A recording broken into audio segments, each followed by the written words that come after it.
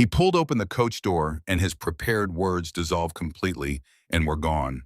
She was sitting in the far corner, her hands gripping a travel bag against her chest, her eyes red-rimmed and entirely dry because she had been crying for so long. There was simply nothing left. She looked at him the way a soldier looks at a position he has been ordered to take, ready for the worst, not particularly expecting anything different. He stood there with the September sun behind him, and what came out instead of the greeting he had rehearsed was the simplest true thing he could find. You don't have to pretend with me.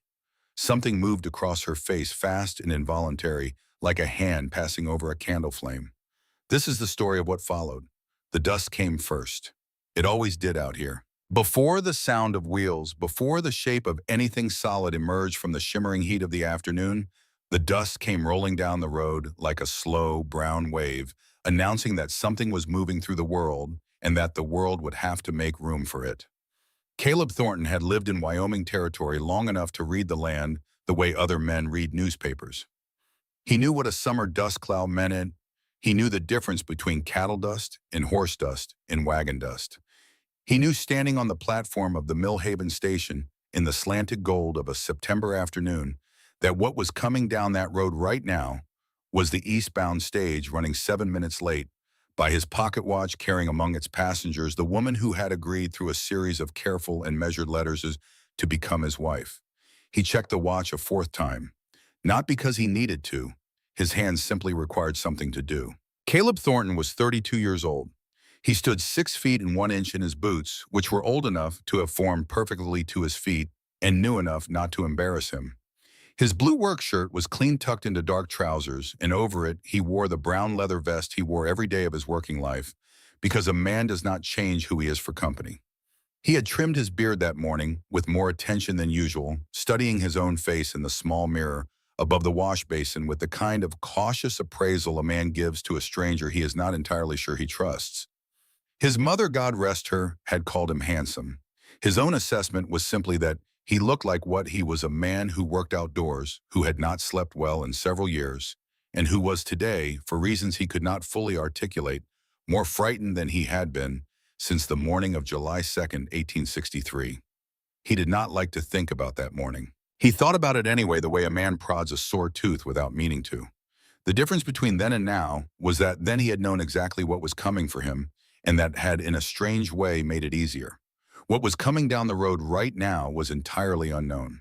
A woman named Eleanor Hayes, 22 years old, formerly of Boston, Massachusetts, formerly a school teacher at the Whitmore Academy for Girls, who had answered his advertisement with a letter so precisely worded and so completely without sentiment that he had read it 3 times trying to decide whether he found it reassuring or unsettling, and had ultimately decided it was both.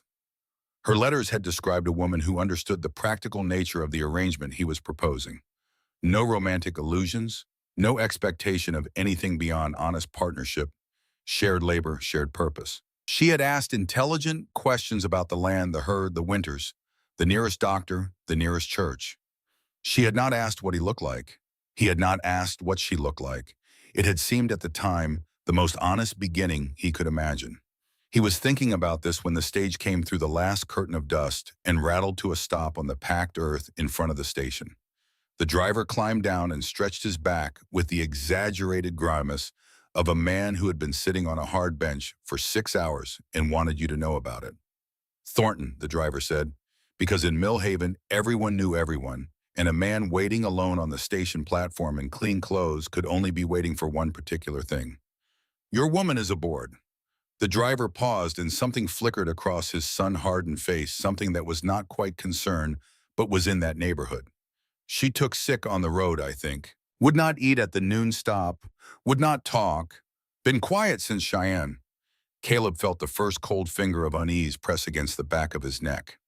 He was moving toward the coach door before the driver finished speaking.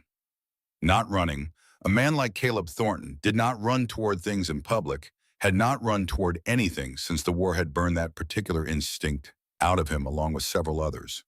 But he moved with the focused, deliberate speed of a man who has decided that whatever is on the other side of that door needs to be addressed immediately and without ceremony. He reached the door. He lifted the latch. He pulled it open. and his prepared words, the simple and dignified greeting he had rehearsed on the ride into town, dissolved completely and were gone. Eleanor Hayes was sitting in the far corner of the coach, her body pulled inward on itself, her gray-blue pioneer dress wrinkled from the journey, her small gloved hands gripping a travel bag against her chest with the white-knuckled intensity of a person holding on to the last solid thing in a dissolving world. Her head was bowed, her shoulders were still. For one terrible second, looking at the complete and absolute stillness of her, Caleb Thornton thought she was dead. Then she breathed. One slow, shuddering breath that moved through her entire body, and her head came up and she looked at him. Her eyes were blue, a deep and striking blue that would have been beautiful under any circumstances, and they were red-rimmed and swollen and entirely dry, because she had been crying for so long and with such completeness that there was simply nothing left. Not a single tear remained. What was left in those eyes instead was something that Caleb recognized without being able to name it for a full 3 seconds, and then he named it. It was the look of a person who has made a decision. Not a hopeful decision, not a desperate one, simply a final one. A person who has chosen a direction and walked in it and arrived somewhere and is now waiting to see what the somewhere is going to do to them. She looked at him the way a soldier looks at a position he has been ordered to take, clear-eyed, ready for the worst, not particularly expecting anything different. He stood in the doorway of the stagecoach with the September sun behind him, and every careful word he had prepared left him completely, and what came out instead was the simplest true thing he could find. "You don't have to pretend with me." She stared at him. Something moved across her face, fast and involuntary, like a hand passing over a candle flame. Then it was gone, and she was still again. "Mr. Thornton," she said. Her voice was low and controlled and carried the educated accent of the eastern cities, and it cracked only slightly at the end of his name, which told him the control was costing her something. "Yes," he said. He offered his hand. She took it, and he helped her down from the coach, and she stood on the packed earth of the Millhaven station in the afternoon light, and a few curious faces turned toward them from the platform and the street, and Caleb did something he almost never did. In public, he turned his back on them entirely. "There is a bench at the end of the platform," he said, "away from people. Come." She came. They sat down together on the rough wooden bench at the far end of the station, and Caleb reached into the breast pocket of his vest and produced a clean white handkerchief, which he set on the bench between them without comment. She looked at it for a long moment. Then she picked it up and pressed it against her eyes, and he looked away, out across the sun-baked street of Millhaven at the false-fronted buildings and the patient horses at the rail, and the two boys chasing a dog through the dust, and he waited. He was good at waiting. The war had given him that, whatever else it had taken. "I owe you an explanation," she said. "You don't owe me anything yet," he said, "but I'll listen if you want to talk." Another silence, longer this time. The dog ran past the end of the platform with the two boys howling behind it, and the afternoon went golden and long and quiet. "Something happened in Boston," she said. "Before I left, I should have told you in my letters. I did not because I was afraid you would withdraw your offer." She paused. "I understand if knowing it now changes things." "Tell me," he said. She told him. She told it the way she did everything he would later understand, which was without embellishment or self-pity, in the plain declarative sentences of a woman who had thought it through and decided that the truth presented clearly was the most efficient path from one place to another. Her name was Eleanor Hayes. She had been a teacher at the Whitmore Academy for Girls in Boston for 3 years, and she had been good at it, genuinely good, the kind of teacher the girls talked about for years afterward. She had been happy there in the modest and purposeful way that suits a woman who has found work that matches her nature. The trouble had come in the form of a young man named Victor Aldridge. He was 26, the son of Headmaster Aldridge, the man who ran the school.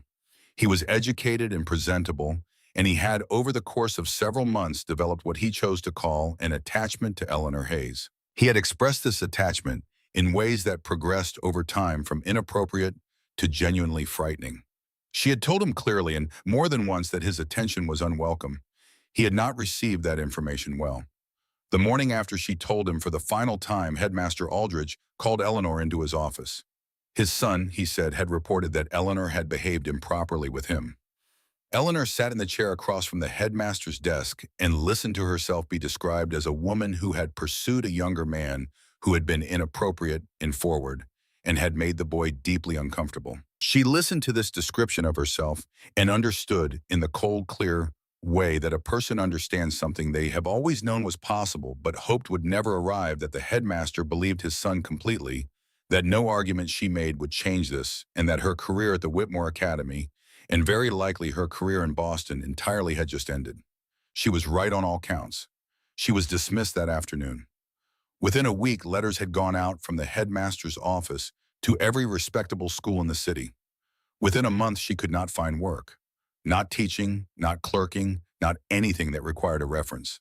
Her parents, a merchant family of modest means and considerable social anxiety, had been more concerned with the effect of the scandal on their own standing than with the fact that their daughter had been wronged. Her father had suggested, with the tone of a man proposing a sensible business strategy, that she might go to stay with a cousin in Maine until the gossip settled. She had lasted 2 weeks with the cousin in Maine before she had seen the advertisement in the back of a women's journal. A rancher in Wyoming territory. Practical and hardworking woman sought. Partnership offered in return for same. She had written back the next morning. Caleb listened to all of this without interrupting. The sun moved down the sky.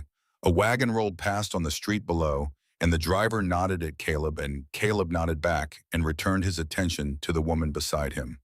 When she finished, there was a silence that lasted about 10 seconds, which felt considerably longer to both of them. "Is it me?" Caleb had asked this earlier, before she told him anything, when she had said she needed to speak privately, and her eyes had flickered in a way that told him whatever was coming was not good. She had said no then, and her no had been genuine. He was not asking the same question now. He was asking something different. "No," she said. She understood what he was asking. "It is not you. What I wrote in my letters about wanting to work, about understanding what ranch life requires, about wanting a genuine partnership and not a comfortable arrangement. All of that is true. I was honest about who I am. I was not honest about what happened to me." "Why did you tell me now?" he said. She looked at him steadily.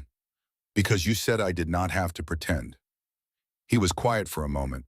Then he stood up, picked up her trunk from the stack of luggage the driver had unloaded, and started toward his wagon. "Come on," he said. "I'll show you the ranch." She followed him.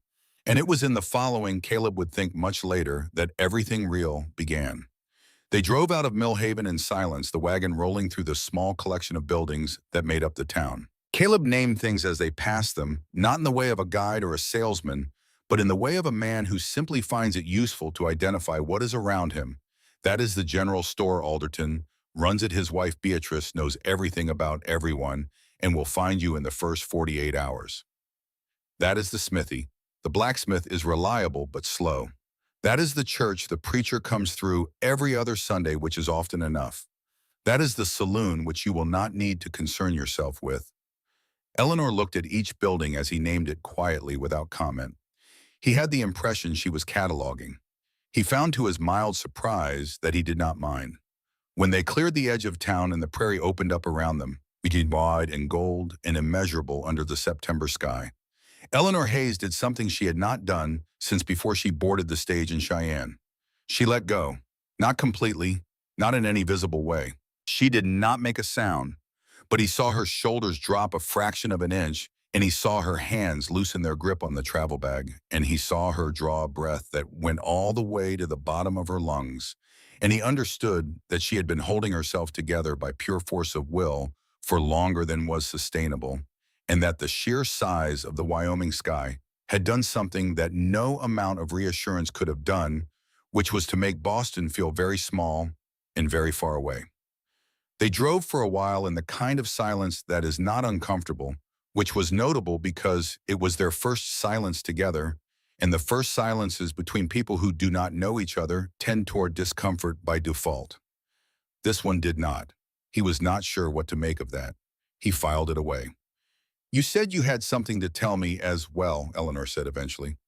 "At the station, you said there was something I needed to know." He had said that. He remembered it now with the slight internal wince of a man who had spoken honestly in the heat of a moment and now had to follow through. "Yes," he said. "You don't have to tell me today." "No," he said. but you should hear it." He was quiet for a moment, watching the road. "I told you in my letters that I came west after the war. I told you I worked other ranches until I had enough to buy my own land. Both of those things are true. What I did not tell you is why I chose to advertise for a wife instead of courting locally." She waited. He noticed, very good at waiting. It was a quality he respected. "There were women who would have had me," he said. "I'm not saying this to sound well of myself. It's just a fact. Beatrice Alderton could give you the full accounting if you asked her. I did not pursue any of them." He paused. "Before the war, I was engaged to a woman named Elizabeth Vance. We had known each other since we were young. I went away, I served 4 years, I came back. She took one look at me and said that I was not the man she had been waiting for." He said it flatly, without bitterness, because it was a fact he had made his peace with some time ago, more or less. She was not wrong. I had changed. The war changes everyone it touches, and it touched me considerably. But the thing she said about my not being the man she had waited for, it stayed with me. Because she was right. And every woman in Lancaster who knew me before the war knew the man I used to be. I did not want to spend the rest of my life being measured against a man who no longer existed. He let that settle. "I wanted to start from nothing," he said, "with someone who would know only what I am now and judge it on its own terms." Eleanor was quiet for a long moment. When she spoke, her voice was different slightly from how it had been. Something in it had softened without going soft. "And what you are now," she said, "is that something worth judging by?" He thought about it honestly, which took a moment. "I think it might be," he said. "I'm still figuring it out." Something passed over her face that was not quite a smile, but was the structural beginning of one. Then they came over the rise in the road, and the Thornton Ranch came into view below them, and she went quiet in a different way.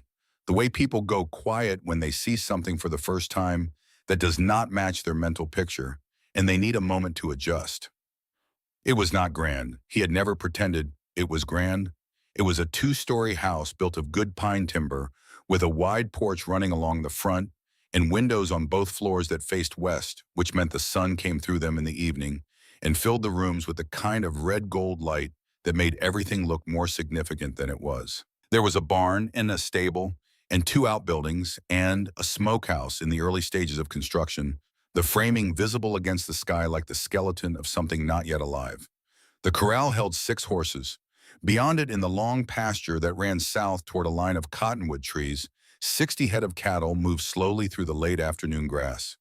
"You built this," Eleanor said. It was not entirely a question. "Most of it," Caleb said. "The framework and the chimney I had help with. The rest I built myself over 5 years." She studied the property for a long time from the tape of the rise. He waited, not pushing, letting her look. Then, "It's real," she said. Not to him exactly, more to herself, as if she had needed to say it out loud to confirm it.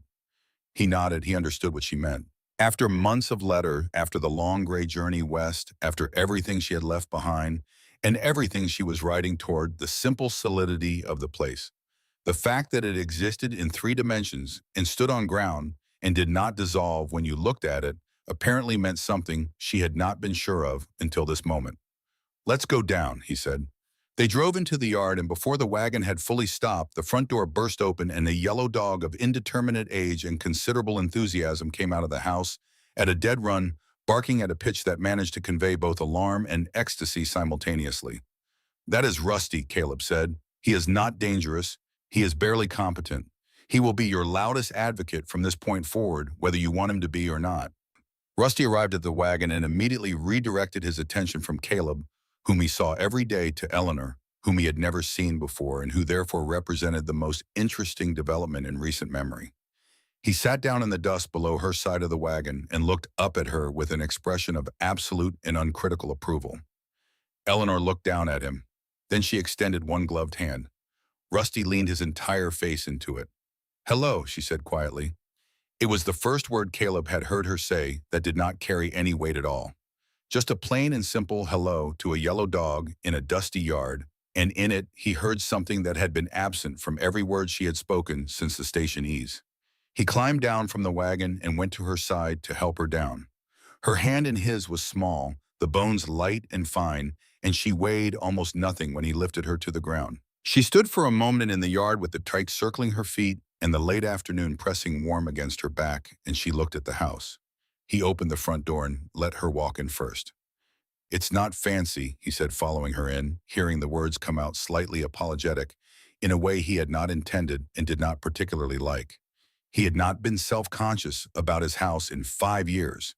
He was discovering now the particular vulnerability of showing someone your life and waiting to find out if it measures up. Eleanor stood in the center of the front room and looked around in silence. The room was honest. That was the best word for it. A stone fireplace took up most of the north wall, wide and deep enough to heat the room through the hardest winter nights.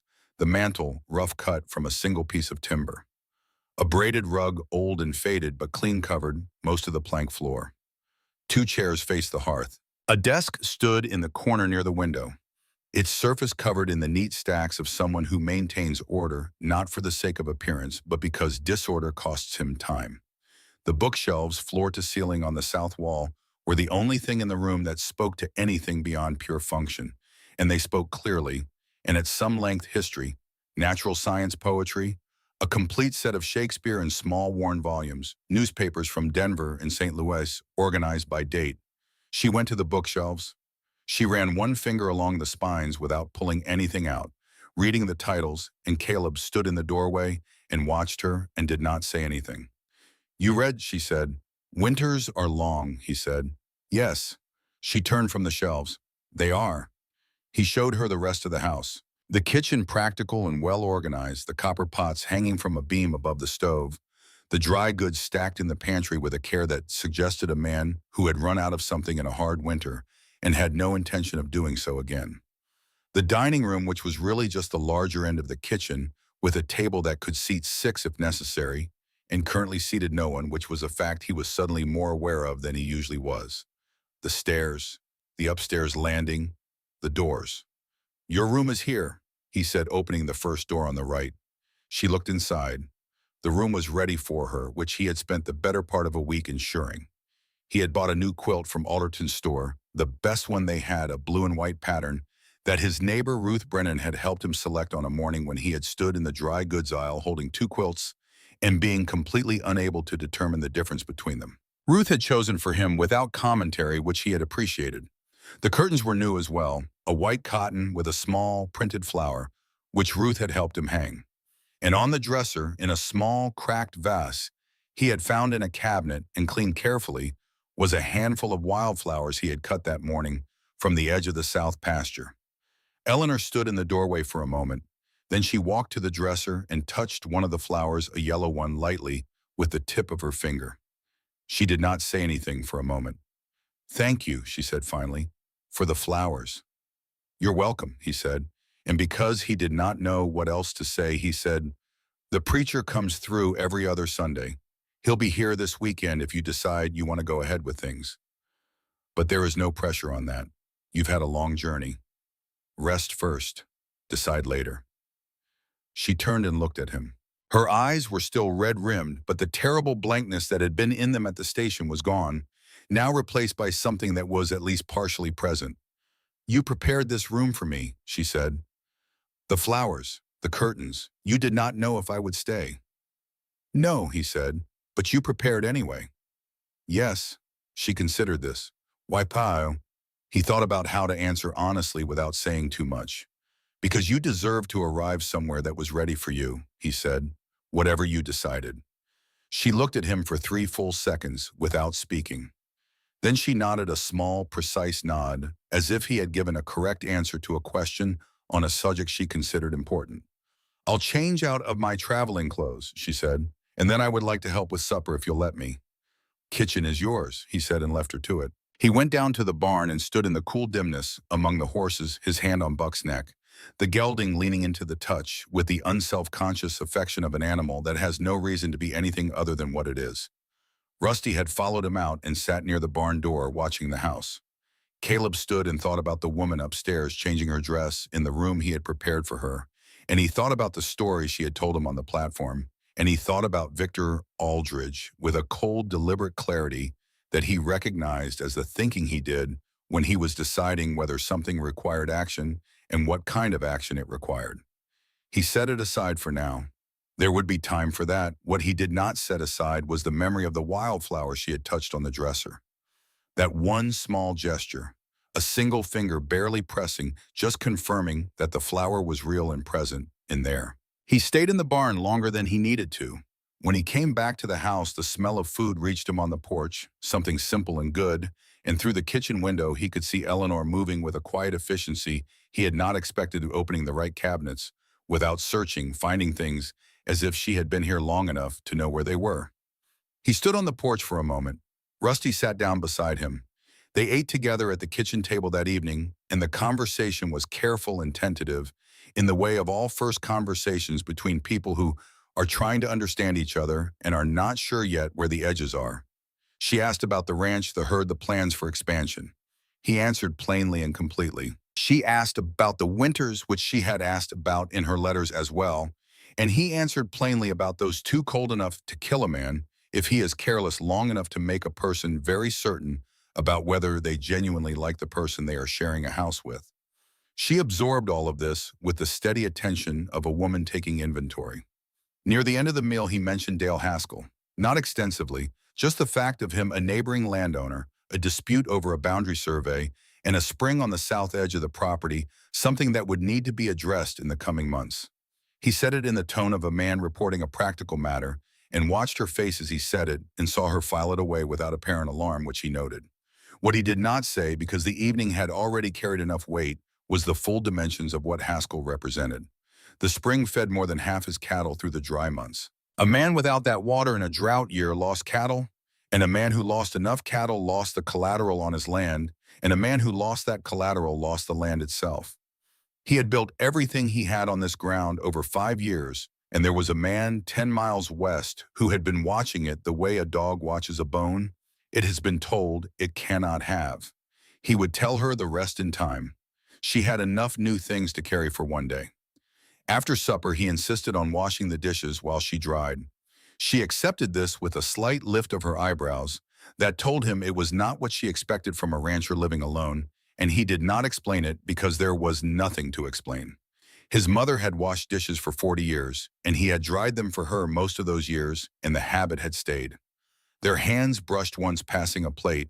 Neither of them acknowledged it, but neither of them moved particularly fast to create more distance either. When the kitchen was clean, she said goodnight with the simple directness that he was already coming to recognize as her particular quality, and he said goodnight, and she went upstairs, and he sat for a while in the chair by the fireplace with the lamp down low and Rusty at his feet, and the night sounds of the prairie coming through the window. He was not the man who had gone to war. He had made his peace with that. He was someone else now, built from what was left after the fire, and he had told himself for 5 years that what was left was sufficient, that a man did not require more than purpose and land and the dignity of honest work. He had believed it mostly. He had built his life on it. He sat in the lamplight and listened to the sounds of the house, the small sounds of someone settling in a room upstairs, the creak of the floorboards, the brief sound of a window being raised to let in the night air. And he thought about how a house sounds different when there is someone in it. He had forgotten that, or perhaps he had simply never known it properly. His house in Lancaster had always had his parents and his brother, and the perpetual comfortable noise of a family that had been together long enough not to notice it. The house in Wyoming had always been his alone, and it had sounded like his aloneness, which was a sound he had become accustomed to, the way a man becomes accustomed to a low and persistent ache, not painless but ignorable. Tonight it did not sound like aloneness.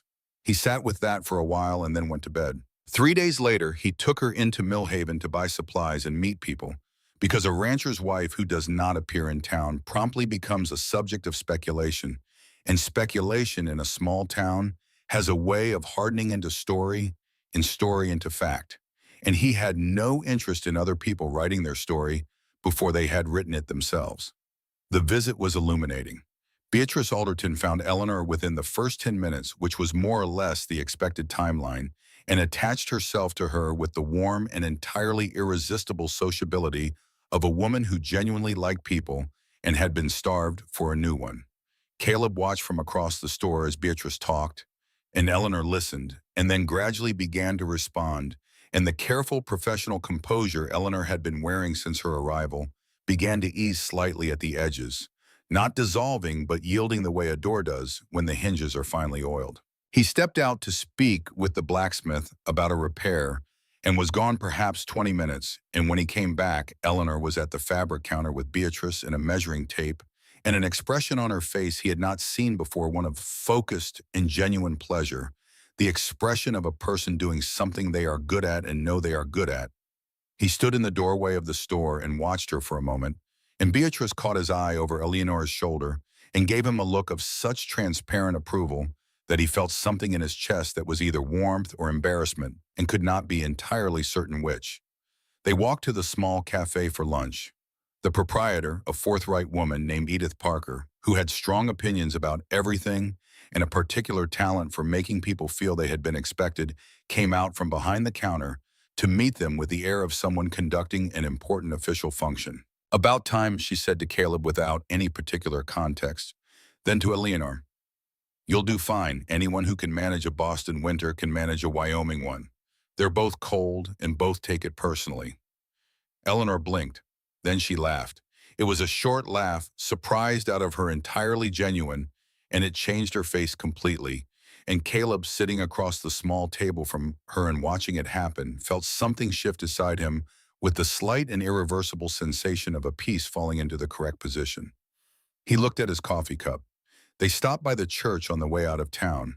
The Reverend Jenkins was there going over his notes for the coming Sunday, and he greeted them with the precise combination of formality and genuine warmth that makes a good minister distinct from a merely professional one. "Caleb," Jenkins said, "and this must be Miss Hayes." "It is," Caleb said. "Not much longer," Eleanor said, and then appeared mildly surprised at herself for having said it. Jenkins looked between them with the satisfied expression of a man who performs weddings and has developed an instinct for when one is going to go well. "Sunday, then," he said. "Sunday," Caleb confirmed. They drove home in the long gold of the late afternoon, the horses finding their way with the confidence of animals who know they are headed for supper and rest. The town fell away behind them and the prairie opened up, and the Thornton Ranch sat on its gentle rise ahead, solid and square and real in the evening light. Eleanor was quiet for most of the drive. Not the exhausted silence of her arrival, not the careful silence of someone managing themselves. A different silence, fuller the silence of a person sitting with something and not yet sure what to do with it. When the ranch came into view, she said, "The people in town, they spoke well of you." "Small town," he said. "Everyone speaks well of everyone mostly." "No," she said, "that is not true, and you know it. Small towns speak the full truth about everyone eventually. They said you were honest and that you helped people when they needed it and that you never expected anything back for it." She paused.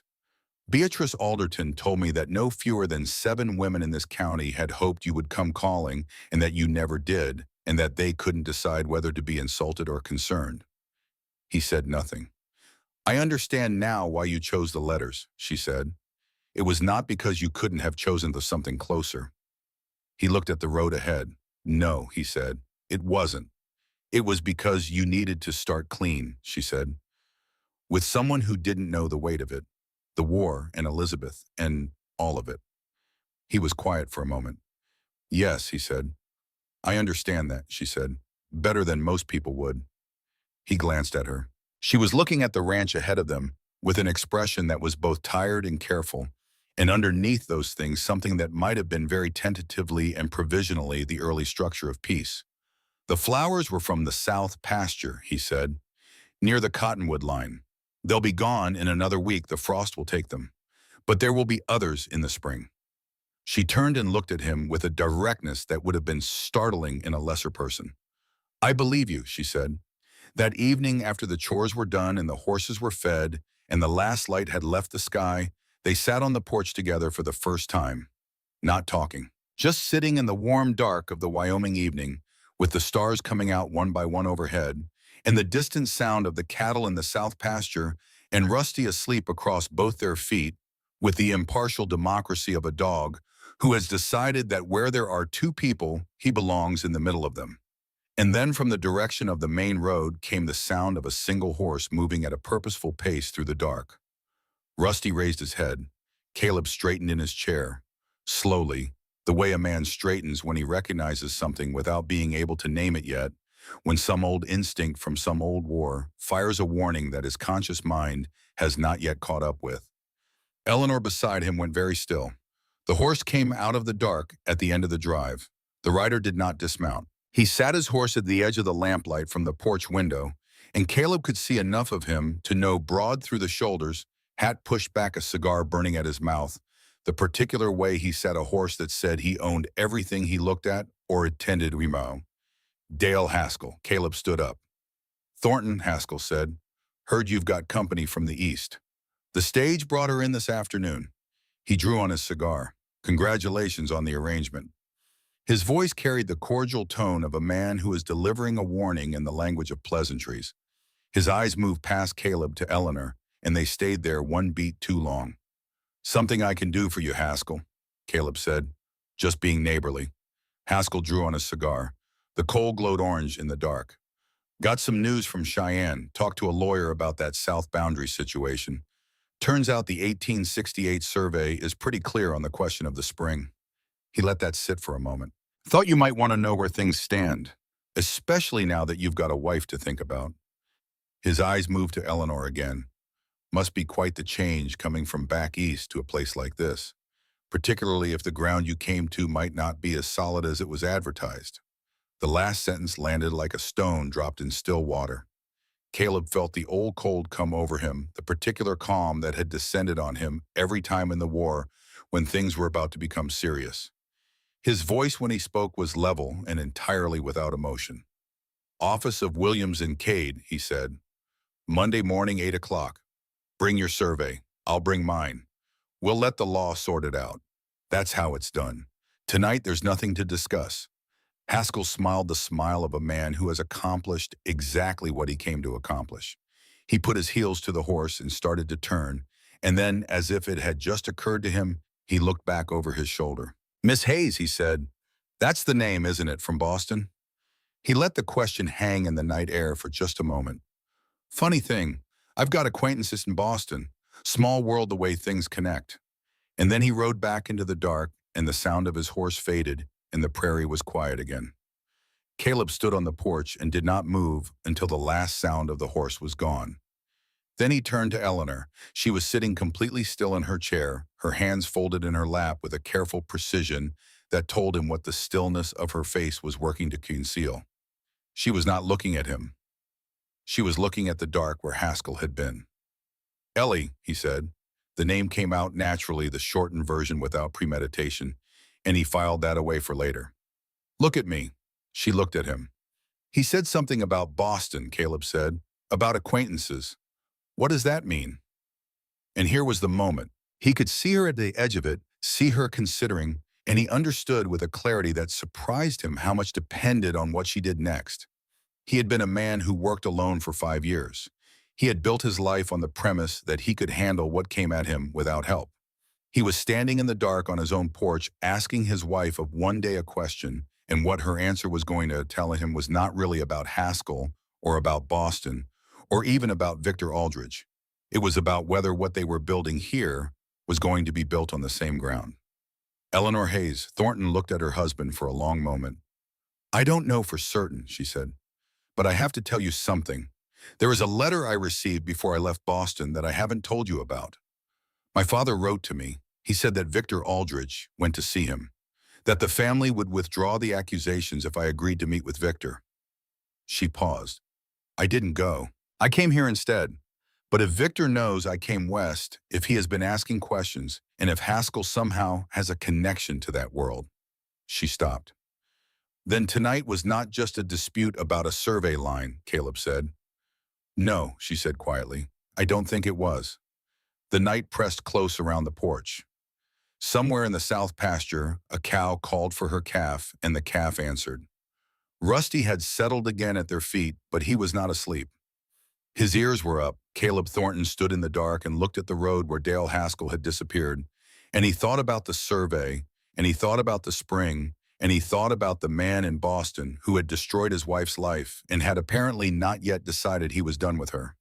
He had built this place with 5 years of his hands and his back and his stubbornness, and he had never asked anyone for help, and he had never needed to. But there were things coming now that were larger than surveys and springs, and Eleanor had just told him the full truth, all of it, at the moment when it cost her the most to do it. He thought about Thomas Walker from Ohio, about dragging him through the smoke and the noise when every reasonable argument said to leave him, about the way Thomas had written every Christmas for 10 years after the letter always saying the same thing, that a man repays the people who don't leave him behind. Caleb sat back down in his chair. He reached over and put his hand briefly on top of Eleanor's folded hands. She looked down at it. Then she turned one hand over and held his, and they sat like that in the quiet dark of the Wyoming evening, with Rusty between their feet and the stars burning overhead in their incomprehensible numbers, while somewhere in the night Dale Haskell rode toward whatever he was planning. The night was not finished with them. Caleb knew that the way he knew weather in his bones before the first cloud appeared. But the night was not finished with them, and neither of them intended to face it alone. The Sunday that followed their wedding was the kind of Wyoming morning that makes a man feel briefly that the land is in his favor. The sky had cleared overnight after 2 days of gray, and the light came down clean and cold and honest across the grass, turning the dew on the fence posts into something that caught and held the early sun.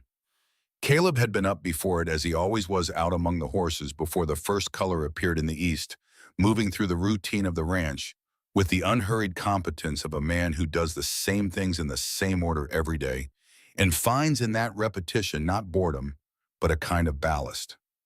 He had come back in to find the kitchen already warm. Eleanor was at the stove in her gray-blue dress with a flour-dusted apron over it, and the smell of coffee and fresh bread sat in the room with the comfortable authority of something that had always been there.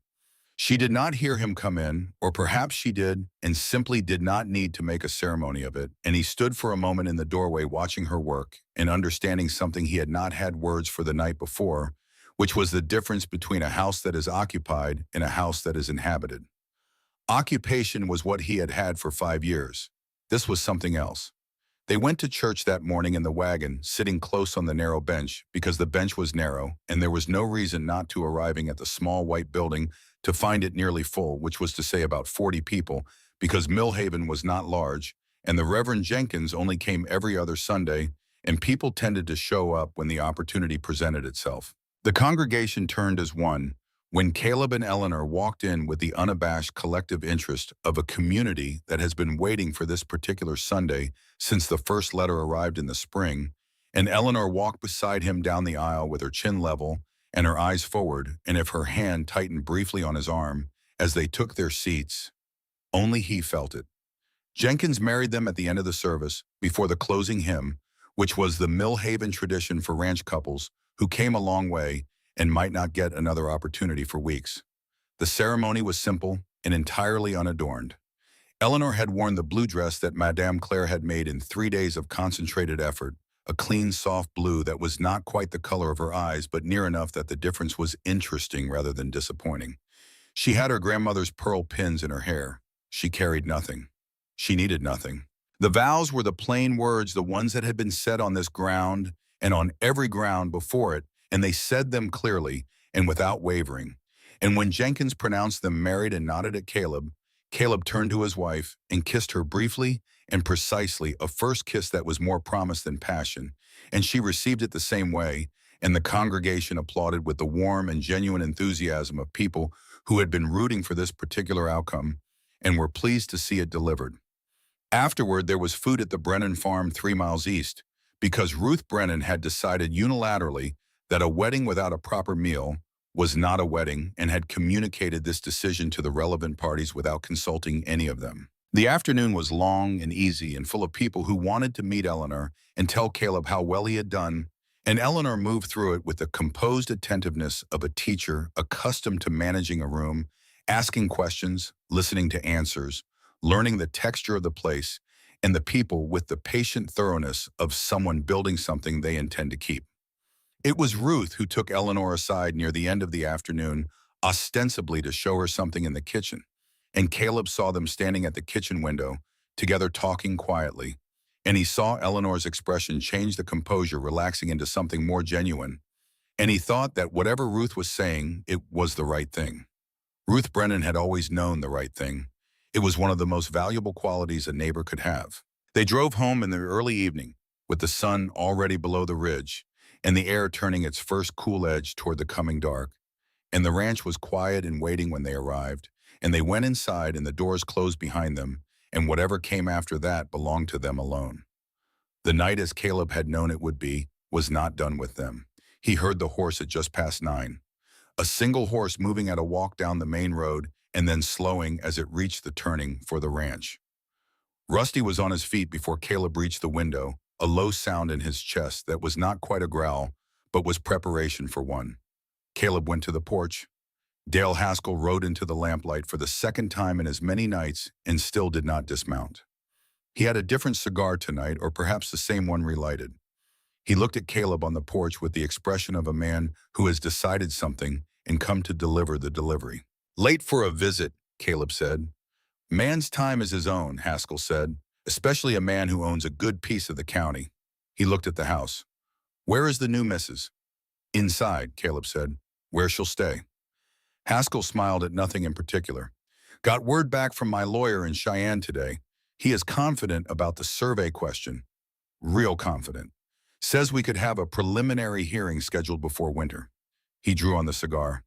"I want you to know that I am not a man who enjoys conflict. Thornton, I would rather come to an arrangement." "We'll have an arrangement," Caleb said. "The one the law provides for." "Law takes time," Haskell said, "and while it is taking its time, your cattle are drinking from a spring that may be determined to sit on my land. That is a problem for you." "Monday morning," Caleb said. "Williams and Cade, 8 o'clock. Bring your survey." Haskell was quiet for a moment. He looked at the house again, and something in his expression changed. Nothing. Caleb did not like a shift from negotiating to calculating. "You know what interests me," Haskell said, as if making conversation, is where a rancher who has been working this land alone for 5 years suddenly finds the money to hire a good lawyer from Cheyenne. Because that is what this is going to cost Thornton. A good lawyer from Cheyenne. You got that kind of money sitting around? He did not. They both knew it. Haskell turned his horse without another word and rode back into the dark. Caleb stood on the porch until the sound was gone, and then he stood there a while longer, his hands in his pockets, looking at the dark road. He heard the screen door and did not turn around. "How bad is it?" Eleanor said from behind him. He turned then. She was standing in the doorway in the evening light, her wedding dress replaced by a plain house dress, her hair down, which was the first time he had seen it down, and it was longer than he had realized, falling past her shoulders. And the sight of her standing in his doorway on the first night of their marriage with her hair down and her face serious and her eyes asking him for the truth was in its own way one of the most arresting things he had seen in a long time. "It could get difficult," he said. "I have a good survey. His is contested. But a contested survey from a man with enough money for a good lawyer in Cheyenne can tie things up for a year. In a dry year, I need that spring for the cattle. If it is tied up in court and he places his men at the boundary, I could lose animals." She was quiet, processing. "And losing animals means losing collateral," she said. He looked at her. "You understand credit law." "I understand consequences," she said. "What do we do?" He noticed the pronoun. He noticed it without commenting on it because commenting on it would have made it smaller than it was. "We find a better lawyer than his," he said, "and we do it before the hearing date." She nodded once, the precise nod he was coming to know as her particular form of decision. "All right," she said, "let me think on that." He should have asked her what she meant. He did not ask because she had the look of a woman who had the beginning of a plan and needed time with it, and he had learned in 3 days of knowing Eleanor Hayes Thornton that she was not a woman who benefited from being pushed. They went inside and the door closed behind them on the first night of their married life, with the problem of Dale Haskell sitting on the porch like an uninvited guest. They had both agreed without discussion to deal with in the morning. The weeks that followed had the particular quality of a life being built in real time each day, adding something to a structure that was as yet unfinished but already legible in its shapes and proportions. Eleanor learned the ranch the way she had learned everything useful in her life, which was systematically and without fuss, beginning with the things that were necessary and proceeding to the things that were merely helpful, and demonstrating in the process a quality that Caleb had not specifically advertised for, but was deeply grateful to have found. She was unafraid of being wrong, and therefore she learned quickly. The morning of the fourth day, she woke before him, which had not happened yet, and he came down to find her already in the barn with Bessie the milk cow, sitting on the low stool with her gray-blue dress tucked up out of the way and her sleeves rolled to the elbow and the bucket between her feet. She was not succeeding. The rhythm was wrong, the angle of her wrists uncertain, and Bessie was regarding her with the philosophical tolerance of a cow that has seen worse and expects to see more. He did not take over. He came and stood beside her and placed his hands over hers and adjusted the angle without a word. And after 2 tries she had it, and the milk came down clean and steady, and she looked up at him over her shoulder with an expression of unguarded satisfaction that he suspected she had not intended him to see. He stepped back, said nothing, went to feed the horses. When Ruth Brennan arrived on the 5th morning with a loaf of cornbread and the absolute transparency of someone who had invented the bread as a pretext, Eleanor opened the door for her with a welcome that was genuine rather than polite, and the 2 women went into the kitchen together, and Caleb did not see either of them for 3 hours. He was mending fence in the north pasture when Ruth found him at noon, coming up on foot across the grass with her hands in her apron pockets and her expression carrying the particular weight of a woman who has something to say and has chosen the right moment for it. "She is going to be fine," Ruth said by way of opening, which was Ruth's way of saying that she had rendered a verdict and intended to deliver it. "I know," Caleb said. "You don't know," Ruth said pleasantly. "You hope. There is a difference, and a man who has been alone as long as you have tends to confuse the two."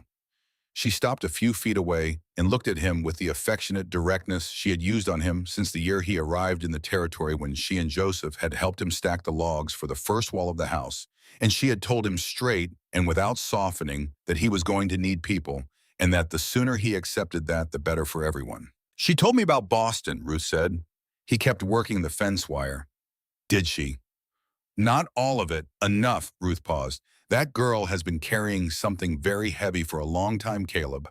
The kind of weight that comes from being wronged by people who should have protected her. Her parents, the school, all of it." She watched him work. "You know something about that kind of weight." He did not answer. "She is going to need you to stay steady," Ruth said. "Not to fix things, not to fight her battles, just to stay steady when the ground moves. Can you do that?" He set down the pliers and looked at her. "I can do that," he said. Ruth nodded with the finality of a woman who has confirmed what she already knew. "Good," she said. "She told me to tell you she found a name for the legal matter. She was not specific, but she seemed sure about it." He found Eleanor at the desk in the parlor that evening, a sheet of paper before her and a pen in her hand, her face carrying the concentration of someone composing something that needs to be right. She did not hear him come in or again. Perhaps she did, and she finished the sentence she was writing before she looked up. "I wrote to a woman I knew in Boston," she said, "my former teacher, Mrs. Whitfield. She married a lawyer named Samuel Whitfield, who practices in New York and has colleagues in Cheyenne. I wrote to ask if she could recommend someone who knows federal land law well." She set the pen down. "I know it is not certain, but it costs nothing to ask." He stood in the doorway and looked at the letter on the desk and at his wife in the lamplight and felt something that required a moment to identify. It was not gratitude exactly, though it contained gratitude. It was something more fundamental. It was the sensation of not being alone in a problem, which is a different thing from simply having company, and which he had not felt in a very long time. "Send it," he said. She folded the letter and sealed it without comment, and the matter rested there between them, quiet and purposeful, like a seed placed in prepared ground. Eleanor began teaching at the end of October, which was earlier than either of them had anticipated, but which came about because Ruth Brennan mentioned to Reverend Jenkins, who mentioned to Mayor Thompson, that the new Mrs. Thornton was a trained school teacher from Boston, and Mayor Thompson arrived at the ranch 2 days later in his good coat, with the proposal already formed and the hope that she might consider it. She looked at Caleb when Thompson had finished speaking. "Not asking permission, checking alignment. The ranch comes first," Caleb said, which was directed at Thompson as much as at Eleanor. "But if she wants to teach, there is no reason she cannot. A person ought to do the work they are built for." Thompson looked pleased. Eleanor looked at Caleb with an expression that was quiet and private and entirely for him, and he understood without it being said that the last sentence had landed somewhere it mattered. She began on a Monday in the converted storeroom at the back of the church with 15 children between the ages of 6 and 16, a blackboard that listed slightly to the left, and no textbooks beyond what she had brought from Boston in her own bag. Within 2 weeks, the parents of Millhaven had begun referring to her simply as Mrs. Thornton, not with the qualified familiarity of courtesy, but with the plain regard of people who have decided someone belongs. Within a month, 3 of the older children, who had not attended before, began showing up drawn by the news that Mrs. Thornton taught things that were worth knowing and did it in a way that treated you like someone capable of learning them. Caleb rode into town to meet her on the days when the weather was bad, which she protested, and which he continued doing because Wyoming winters did not ask permission, and a woman on horseback alone in a whiteout was a problem he did not intend to have. She argued the first time and the second time, and by the third time had understood that this was one of the categories of thing he would not move on, and she filed it accordingly and let it be. It was on one of these rides home in early November, the sky low and gray and threatening, that she told him she had received a reply from Mrs. Whitfield in Boston. The name in the letter was Robert Emmett, a lawyer in Cheyenne, she said, who had studied under a federal land commissioner before entering private practice, and who had a particular record with survey disputes. He charged less than the Cheyenne firms Haskell would be using. Mrs. Whitfield wrote because he chose his cases on principle rather than profit. "Will you write to him?" Eleanor asked. "Tomorrow morning," Caleb said. She nodded, and they rode the rest of the way home in the companionable quiet that had become the particular texture of their life together, which was not without words, but was not dependent on them, and which suited them both in ways that neither of them had expected when they began corresponding by letter about practical matters from opposite ends of the country. The stranger arrived in Millhaven on a Tuesday in the second week of November in weather that had turned cold enough to mean business, and checked into the only hotel in town with his name written plainly in the register, V. Aldridge. Boston, Massachusetts. Beatrice Alderton saw the register Wednesday morning. By Wednesday noon, she was on her horse. By Wednesday afternoon, she was at the Thornton kitchen table with her hands wrapped around a coffee cup, and her expression carrying the weight of news she had not wanted to be the one to bring. Eleanor stood at the kitchen window when Beatrice finished telling her what she knew, which was the name and the city and the fact of his presence and nothing beyond that. Her hands were still on the edge of the sink. Outside the window, the prairie was the flat gray-brown of late autumn, the grass beaten down by the first hard frosts, the sky the color of old pewter. Caleb came in from the barn while Beatrice was still there and read the room in 3 seconds. Beatrice left shortly after with the instinctive tact of a woman who knows when a room has gone from needing witnesses to needing privacy. Eleanor told Caleb what she had learned, all of it this time including the connection to Haskell that the late-night visit had implied. She told it standing at the kitchen window with her back to him, and then turned around and faced him squarely because she had decided sometime in the past few weeks that the particular courage of letting yourself be seen was something she owed him and herself, even when the thing being seen was her own fear. He listened with his arms at his sides and his face doing what his face did when he was processing something serious, which was nothing at all, a stillness that she had learned by now, was not absence but concentration. When she finished, he stood for a moment in his own silence. Then he put on his vest and his hat. "Caleb." She said his name with a specific note in it, the note of a person who wants to prevent something. He stopped with his hand on the door. "Don't do anything that makes things worse," she said. He turned and looked at her over his shoulder. The light was low and gray in the kitchen, and his face was half in shadow, and she could see the set of his jaw, which she had learned to read, and what she read in it was not fury, but something quieter and in some ways more absolute. "I am going to look at him," Caleb said. "That is all." "That is what men say," she said, "before they do considerably more than that." Something shifted in his face. The corner of his mouth moved not quite a smile, but the structural shape of one, and he said, "I have never started a fight in my life. I have finished some. There is a difference." Then he went out. The interior of Edith Parker's cafe at 9 in the morning held 4 people, Edith behind the counter, a cattle hand eating breakfast in the far corner, a farmer drinking coffee and reading a newspaper, and Caleb Thornton, who took a table in the middle of the room, ordered coffee, opened the small account book he had carried in his vest pocket, and waited. Victor Aldridge arrived at 9:20.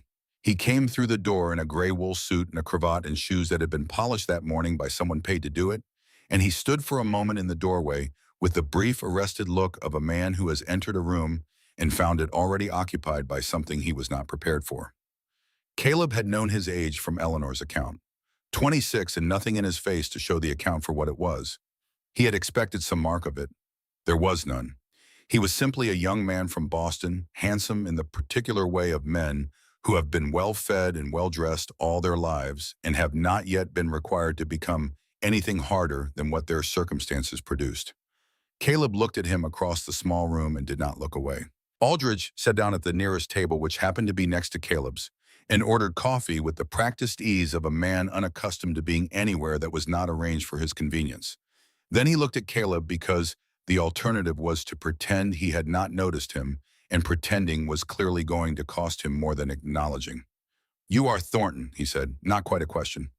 "I am," Caleb said. He closed the account book and set it down.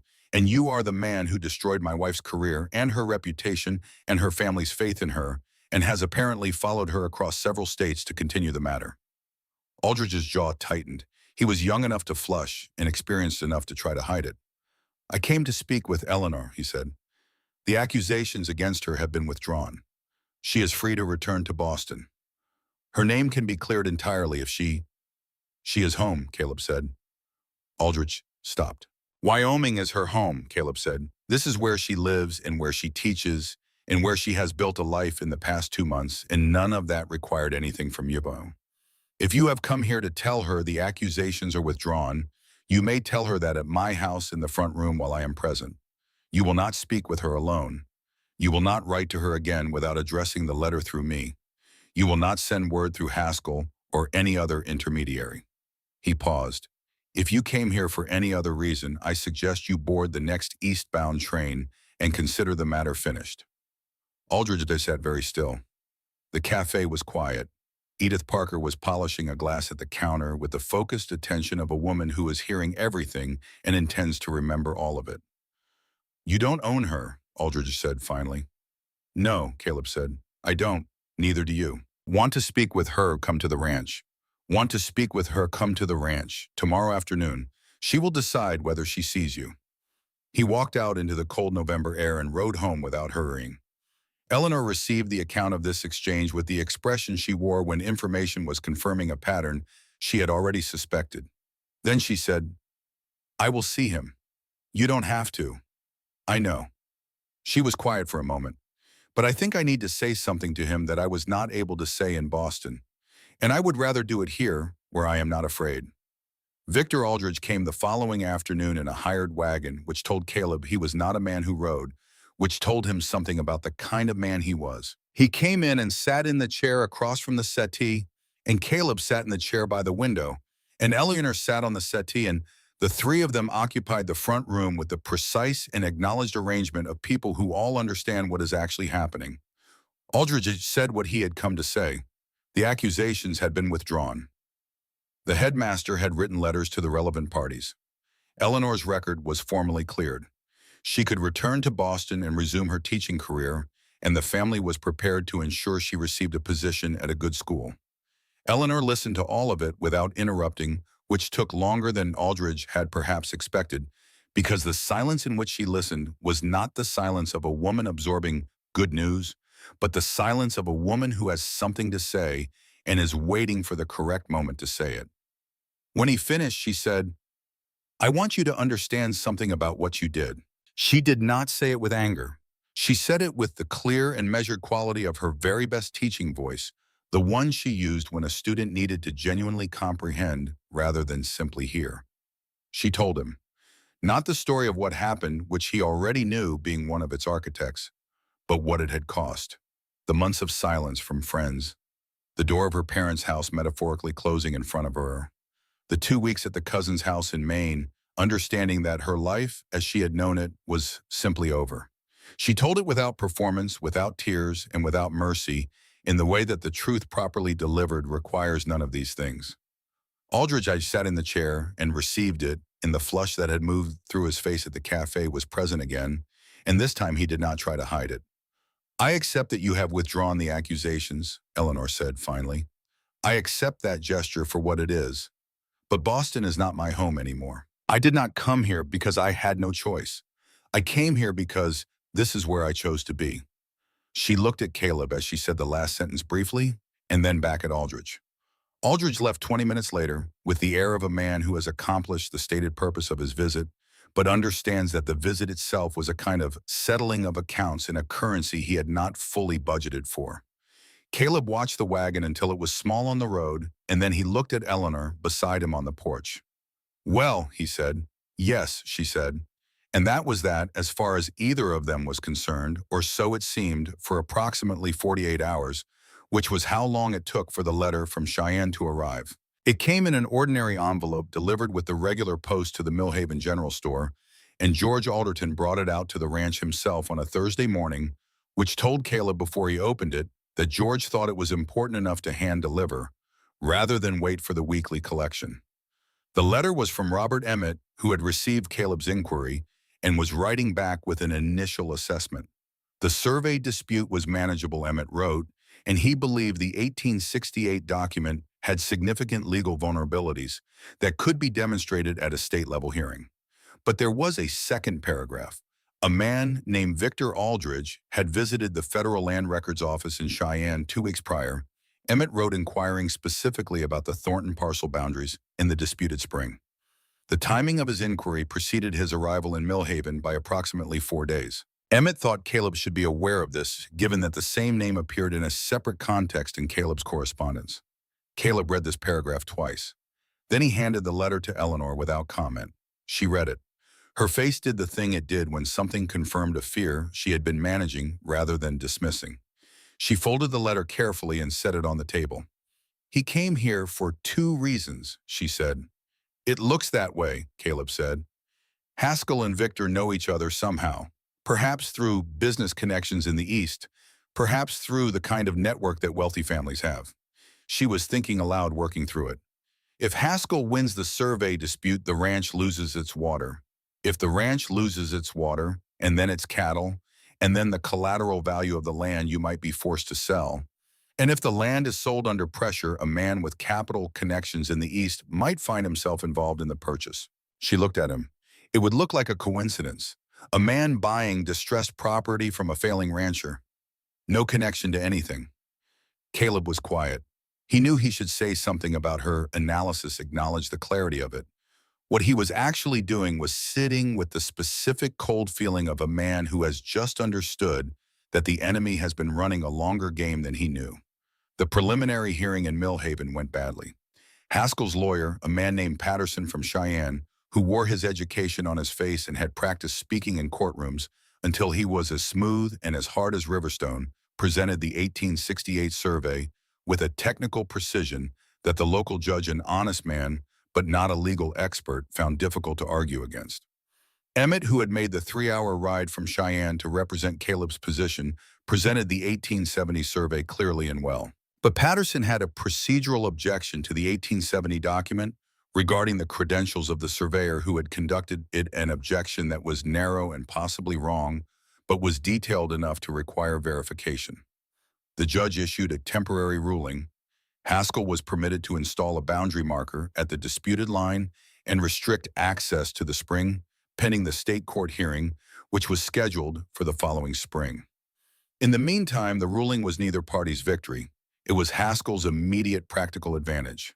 Caleb drove the wagon home from the courthouse in Millhaven with his hands steady on the reins and his jaw set in the particular way that Eleanor had learned meant he was containing something large and was not yet ready to let it out. She did not talk during the drive. She sat beside him and let the silence be what it was. And when they reached the ranch and he unhitched the horses with the same controlled economy of movement he brought to everything, she went inside and put the kettle on and waited. He came in 20 minutes later when the horses were settled and sat down at the kitchen table with his hat still on, which he never did inside, and she set a cup of coffee in front of him and sat down across from him. "Tell me all of it," she said. He told her. The temporary ruling meant that Haskell's men could legally position themselves at the south boundary and control access to the spring until the state court ruled in the spring. If the spring was unavailable through the winter, which was not the problem, the cattle could be managed on other water sources at cost. The real problem was summer. If the state hearing was delayed, if Patterson managed another procedural postponement, which Emmett had warned was possible, the restriction could extend into the dry summer months, when the spring was not supplementary, but essential. In that scenario, Caleb would need to sell down the herd, perhaps significantly, to match the available water.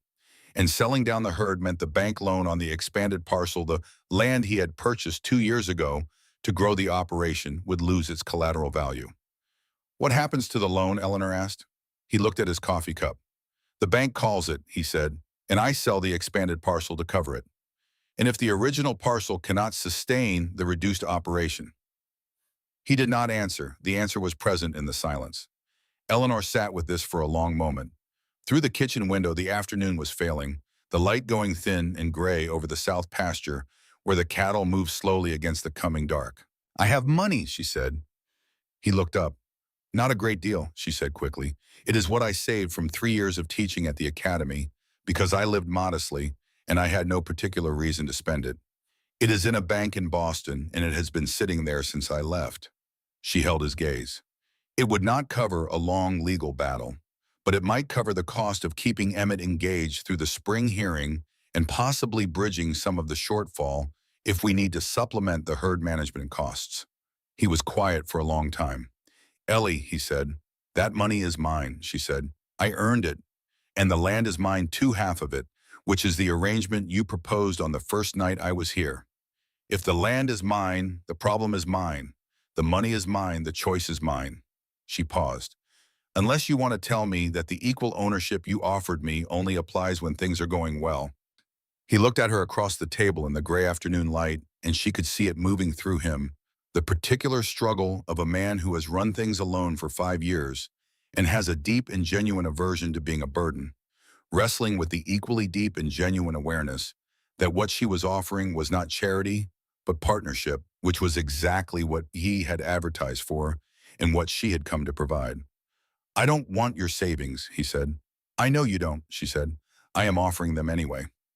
The silence lasted. "We write to your bank in Boston in the morning," he said finally, "and we keep it as a last option. First, we give Emmett everything he needs and see what the survey document can do." "Agreed," she said. He looked at the table, then back at her.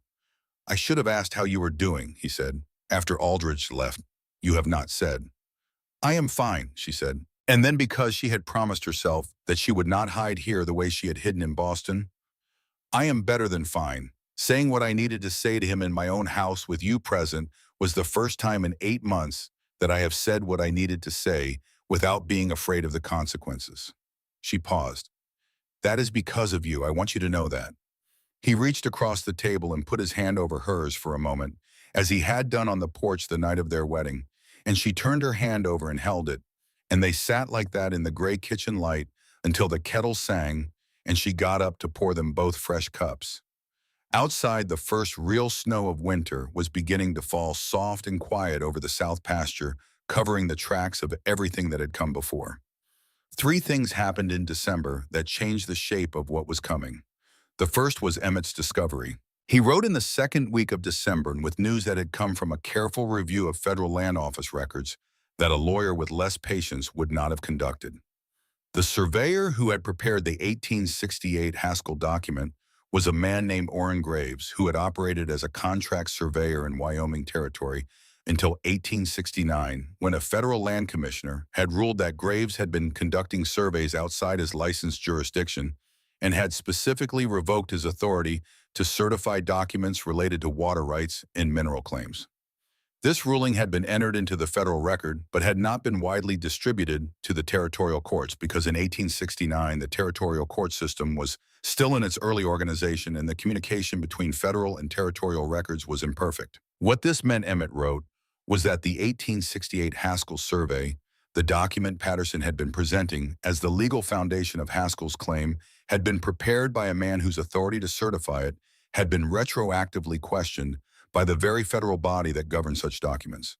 It was not a certain invalidation, but it was a significant vulnerability. At a state court level with the original federal ruling present, as evidence, it could be argued that the 1868 document had no legal standing, which would mean that Caleb's 1870 survey was the only valid boundary document in existence. Caleb read this letter in the kitchen and then handed it to Eleanor without speaking, and she read it and then looked up at him with an expression that was the first genuinely unguarded thing he had seen on her face in 3 weeks. "Can he use this?" she asked. "He believes so," Caleb said. "He says the state hearing in Cheyenne is where it needs to be presented, not here." "When is the state hearing?" "March," he said, "if Patterson does not manage another postponement." She was quiet for a moment. "He will try for one," she said. "Patterson. It is what Haskell is paying him for. Time is the resource Haskell is purchasing. Every month the restriction holds is a month your operation is under stress." He nodded. He had already understood this. He appreciated that she had worked it out independently. The second thing that happened in December was Ruth Brennan. She arrived on a Tuesday morning with Joseph, her husband, and their oldest son, Thomas, and the three of them came into the kitchen and sat down with the particular energy of people who have come to say something they have prepared. Joseph Brennan was a quiet man built like a draft horse who had been one of the first settlers in the Millhaven area and had known Dale Haskell for as long as anyone in the county. He did not waste words. He said that he and three other neighboring families were prepared to provide sworn statements for the state court hearing. Their statements would attest to two things: that Caleb Thornton had consistently allowed his neighbors access to the spring during dry years without payment or condition, and that Dale Haskell had made explicit statements on at least 2 occasions in the past year indicating his intention to restrict water access to adjacent properties if the survey question was decided in his favor. "That second piece," Caleb said, "you have witnesses to him saying that." "George Alderton heard it in the store," Joseph said, "2 summers ago. He told Haskell he would have no objection to sharing the spring equitably, and Haskell said he had no intention of being equitable about anything that was legally his." Caleb looked at Eleanor. She was already writing. "We send that to Emmett today," she said. She glanced up at Joseph. "Would George make a formal statement to that effect?" "He is waiting to be asked," Joseph said. The third thing that happened in December was the letter from Boston. It came addressed to Eleanor in an envelope she recognized by the handwriting before she saw the return address. She opened it in the kitchen, alone in the quiet of the early afternoon, before the children came home from school, and read it at the table with her hands flat on either side of the paper. Victor Aldridge had written to his father. The elder Aldridge, reading between the lines of whatever his son had reported about the visit to Millhaven, had apparently understood something that his son either had not understood or had understood and chosen to minimize. He had written to Eleanor through his son with a letter that was formal and brief, and in its formality carried something that might have been in another man the approximate shape of acknowledgement. The accusations against her were withdrawn. He wrote permanently and formally. He had directed letters to the relevant educational institutions in the territory of Wyoming and the state of Massachusetts confirming that Eleanor Hayes had left the Whitmore Academy under circumstances that reflected no wrongdoing on her part. She was, in the language of formal record, cleared. She sat with this for a long time, longer than she would have expected to need. She had believed for months that she did not need this, that she had built enough of a new life in Wyoming, that the old one's formal verdict did not matter to her. She found, sitting alone at the kitchen table in the thin December light, that she had been wrong about this, or not exactly wrong, but imprecise. It had mattered. She had been carrying its absence as a weight she had grown accustomed to, the way a person grows accustomed to a persistent ache, and now the weight was gone and the absence of it was its own kind of adjustment. She was sitting that way quiet at the table when Caleb came in from the evening chores. He read her face as he had learned to do and said nothing for a moment, and came and sat across from her and waited. She pushed the letter across the table. He read it, set it down. "How do you feel?" he said. "Like a door I had stopped expecting to open just opened," she said. "And the room on the other side is not what I thought it would be. It is just an ordinary room, and the door does not matter as much as I thought it would." She paused. "What matters is here." He was quiet for a moment, looking at the letter. Then he looked up at her. "We leave for Cheyenne the week before the hearing," he said. "You and me both. Emmett will have his witnesses and his documents and his legal argument, and you will be there." "I am a property owner," she said, "my way, equal ownership as agreed." "Yes," he said, And Emmett thinks a judge who sees a woman's name on the deed will want to understand what that means. It is not common. He thinks it matters. She thought about this, about a room full of legal arguments and survey documents, and the two lawyers, Patterson with his Cheyenne polish, and Emmett with his meticulous preparation, and at the table a man in a blue work shirt and a brown leather vest, who had built everything he had by hand, and beside him a woman in a gray-blue dress who had come west with nothing but the truth. "All right," she said. Outside December settled over the Thornton Ranch with the weight and the permanence of a Wyoming winter. The south pasture was white. The cattle had moved to the sheltered ground near the cottonwoods. The fence line to the disputed boundary was visible from the kitchen window, a dark line against the snow, with beyond it the markers that Haskell's men had placed. The spring was still there. The water was still running under the frozen ground. The law had not yet decided whose it was, but the hearing was in March, and they were ready. Caleb looked at his wife across the kitchen table in the lamplight of a December evening and thought about the platform at Millhaven Station in September and the woman with the empty eyes who had been bracing herself for the worst and had not expected anything different. He thought about the simple and entirely unplanned thing he had said to her in that moment, the truest thing available to him, which had come out not because he was trying to be kind, but because she was clearly suffering, and he had no patience for watching people suffer alone when suffering alone was unnecessary. He had not known saying it what it would open. He was beginning to understand now. "I will get more wood for the fire," he said. She nodded and began making supper, and the house held the warmth of the fire against the Wyoming cold, and outside the snow continued to fall on a spring that was still theirs, on land, that was still theirs on a life that was in every way that mattered still theirs. March arrived in Wyoming the way it always did, with the false promise of warmth in the middle of the day, and the honest cruelty of freezing nights, the land neither fully winter nor fully spring, but suspended between the two, waiting. The snow on the north slopes was still deep and solid, but along the south pasture where the ground caught the afternoon sun, the earth had gone soft and dark, and in the protected hollow near the cottonwood line, Caleb had seen the first tentative green pushing up through the dead grass 3 days before they were scheduled to leave. He had stood at that hollow for a long while looking at that green. He had built this place to last. That had always been the purpose, not wealth, not reputation, not the kind of success that needed witnesses. Simply a thing that would outlast the building of it, that would stand on good ground and serve a genuine purpose and not require apology for what it was. He had worked toward that with every post he had set, every fence line he had run, every decision about the herd that favored long-term health over short-term profit, and for 5 years he had done it alone, and the thing he had built had been solid and sufficient and entirely without the particular warmth that comes from belonging to someone other than yourself. He walked back to the house and finished packing. They left for Cheyenne before first light on the Wednesday morning, 2 days before the scheduled hearing date riding, rather than taking the wagon because the road was uncertain in the thaw and horses were more reliable over uncertain ground. Eleanor rode Daisy with the easy seat of a woman who had reclaimed an old skill and found it waiting for her, and Caleb rode Buck, and they made the first 10 miles in the cold blue quiet of early morning, without talking much, the horses breathing visible clouds into the air, the prairie stretching out around them in the pale growing light. Robert Emmett had asked them to arrive early so he could walk them through the presentation before the hearing. He met them at his office on the second floor of a building on Ferguson Avenue, a small man of perhaps 50, with spectacles pushed up on his forehead, and the particular contained energy of someone who had been working on a problem he believed was solvable and had not yet been proven wrong. His desk was covered in documents organized in a system that only he could navigate, and he moved through them with the confidence of a man at home in his own complexity. He laid out the case.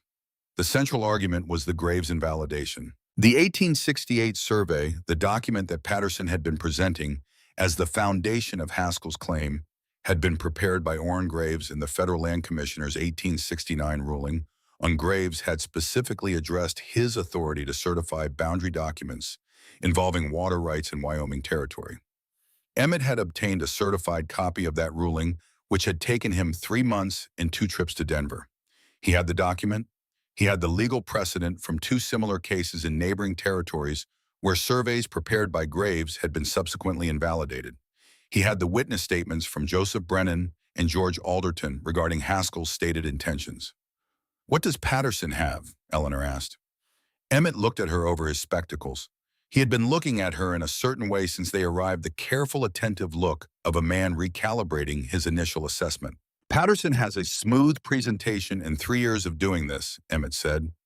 "He will try for a procedural postponement first. If that fails, he will argue that the Graves invalidation was narrowly scoped and does not apply retroactively to this specific document. He will have documentation supporting that argument. It is not a bad argument. It is just not as good as mine." "And the judge?" Caleb asked. "Hargrove," Emmett said. "He has been on the state bench for 6 years. He is not a man who makes easy decisions, and he is not a man who can be influenced by a good suit and a Cheyenne address. What he responds to is evidence properly presented." Emmett paused. "There is one more thing I want to discuss." He looked at Eleanor, then at Caleb, then back at Eleanor. "The deed," he said. "The joint ownership provision is unusual. Hargrove will likely ask about it as a procedural matter to establish standing. When he does, Mrs. Thornton, I would like you to answer him directly rather than through me." Eleanor nodded. "I can do that." "It may open a door for Patterson to challenge your standing," Emmett said. "He may argue that a woman co-owner lacks legal standing to contest in a property dispute under current territorial law." "Can he win that argument?" Eleanor asked. Emmett considered it honestly. "Probably not," he said. "But he will try, and the attempt will eat time and require a response." "Let him try," Eleanor said. Emmett looked at her for a moment. Then he smiled briefly and entirely without performance. "Yes," he said. "Let him." The state courthouse in Cheyenne was a building that took itself seriously, which was appropriate because the people inside it were dealing with matters that deserved to be taken seriously, land and water.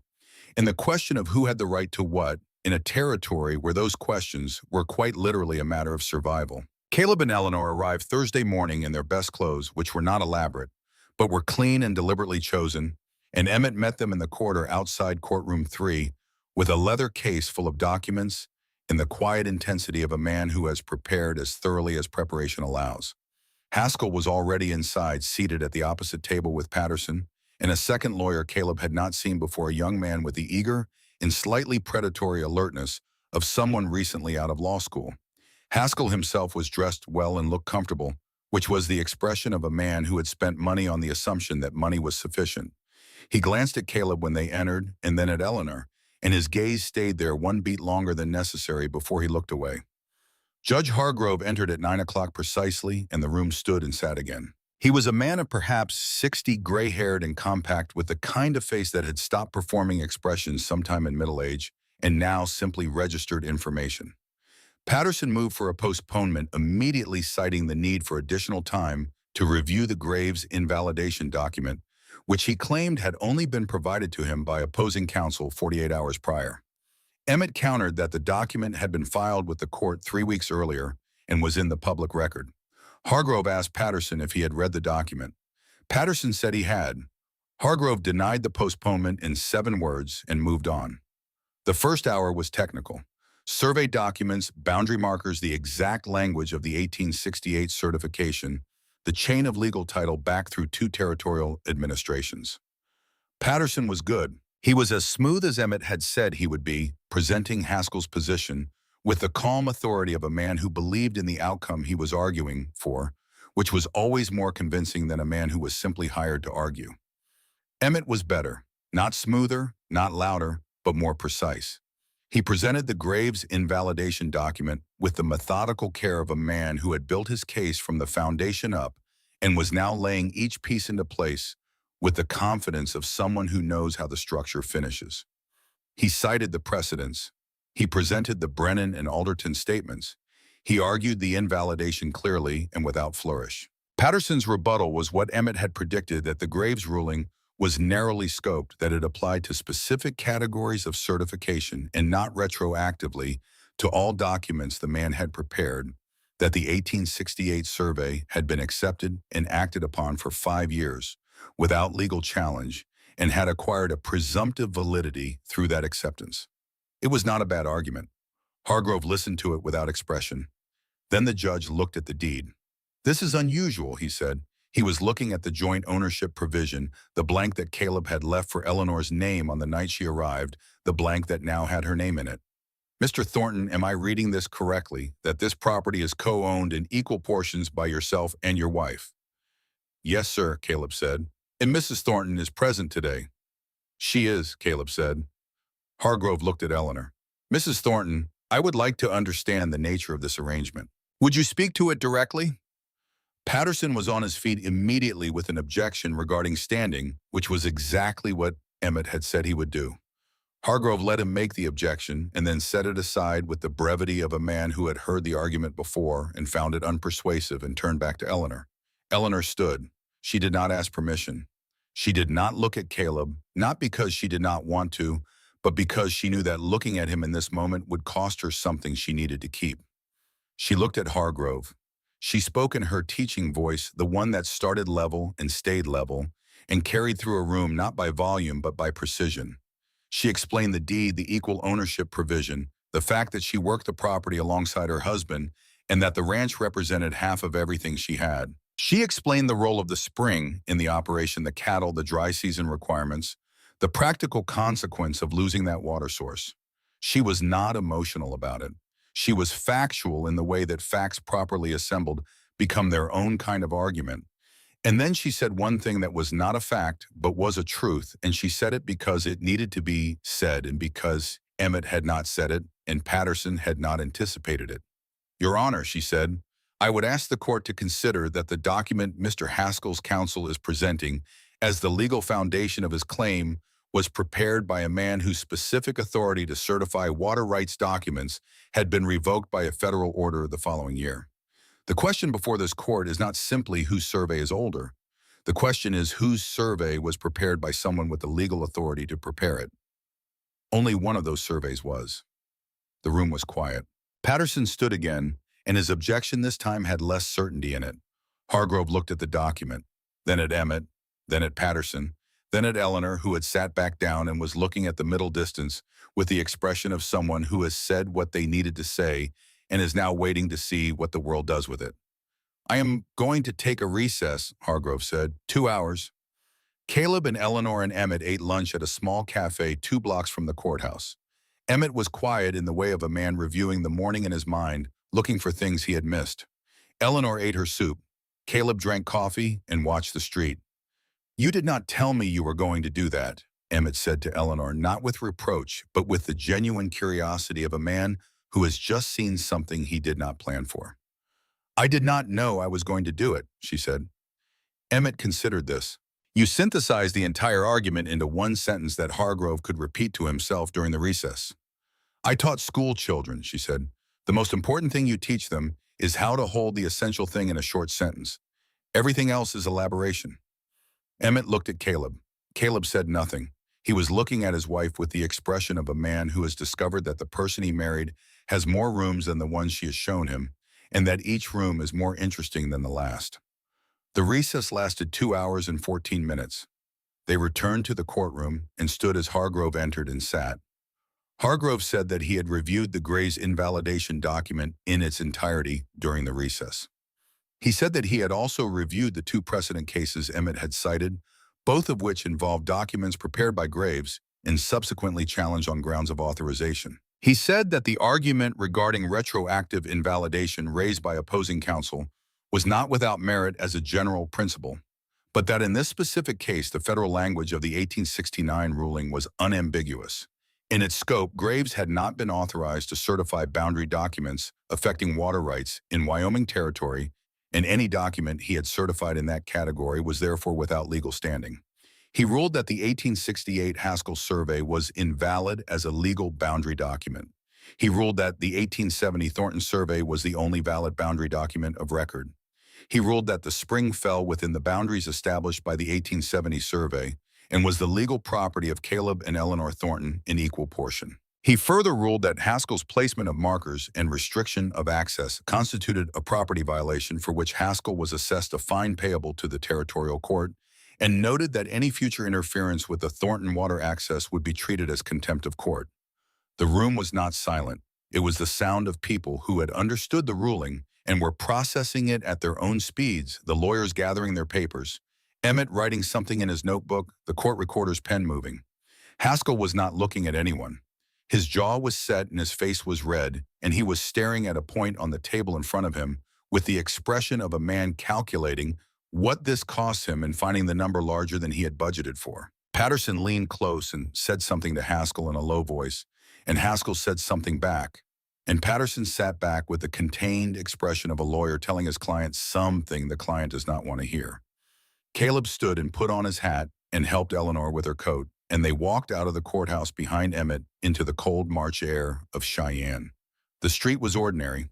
The afternoon was ordinary. The horses at the rail across the way were stamping in the cold with the bored patience of horses that do not understand why anything takes as long as it does. Emmett shook both their hands. He said he would file the formal ruling with the territorial office and send them certified copies. He said, looking at Eleanor, that he had enjoyed the case. He said it in a way that meant more than the words. They rode out of Cheyenne as the sun was beginning its last long descent toward the western range, the sky going from blue to the cold rose gold of a March evening, the road ahead of them running straight and clear between the gray-brown land on either side. They had not spoken yet about the ruling. There was nothing specific to say.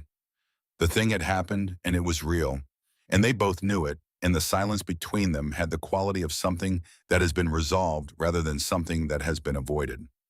It was Caleb who spoke first after perhaps 3 miles. "You did not tell me you were going to do that in the courtroom," he said. "It was not planned," she said. "The words were simply there when I needed them. I suppose that is what 5 years of teaching will do." Emmett could have said the same thing. Emmett could have said the same words, she said, but a woman who owns the property says it differently. She looked at the road ahead. "It lands differently when it is your water you are talking about." He was quiet for a moment. "Elizabeth," he said, and she understood immediately that he did not mean the woman from Lancaster, but the concept, the old weight he had been carrying. "She told me I had changed, that I was not the man she had waited for." He paused. The horses moved steadily through the last of the evening light. She was right. The man who came back from Gettysburg was not the man who left Lancaster. He was quiet for a moment. "There was a man I served with, Thomas Walker, from Ohio. Second day at Gettysburg. He went down and could not move. Every reasonable thing said to leave him. I did not leave him. He shifted in the saddle. I dragged him out. The bullet that was meant for my chest went through my wrist instead." He glanced at the scar on his left forearm, brief and matter-of-fact. "Thomas Walker wrote every Christmas for 10 years. Always the same thing. That a man repays the people who don't leave him behind." He looked at the road ahead. Elizabeth saw the scar and the silence, and the waking up at nothing in the night. She saw what the war had made. She did not want it. He paused. "I am not angry with her, but what I understand now and what I did not understand then is that the man I became was not less. He was just different, and he needed someone who would know him as what he is." Eleanor said nothing. She was listening with the particular quality of attention she gave to things that were being said for the first time. "I needed someone who would fight alongside me," he said. "Fight for me, alongside." "Yes," she said. "You do that," he said. She looked at him.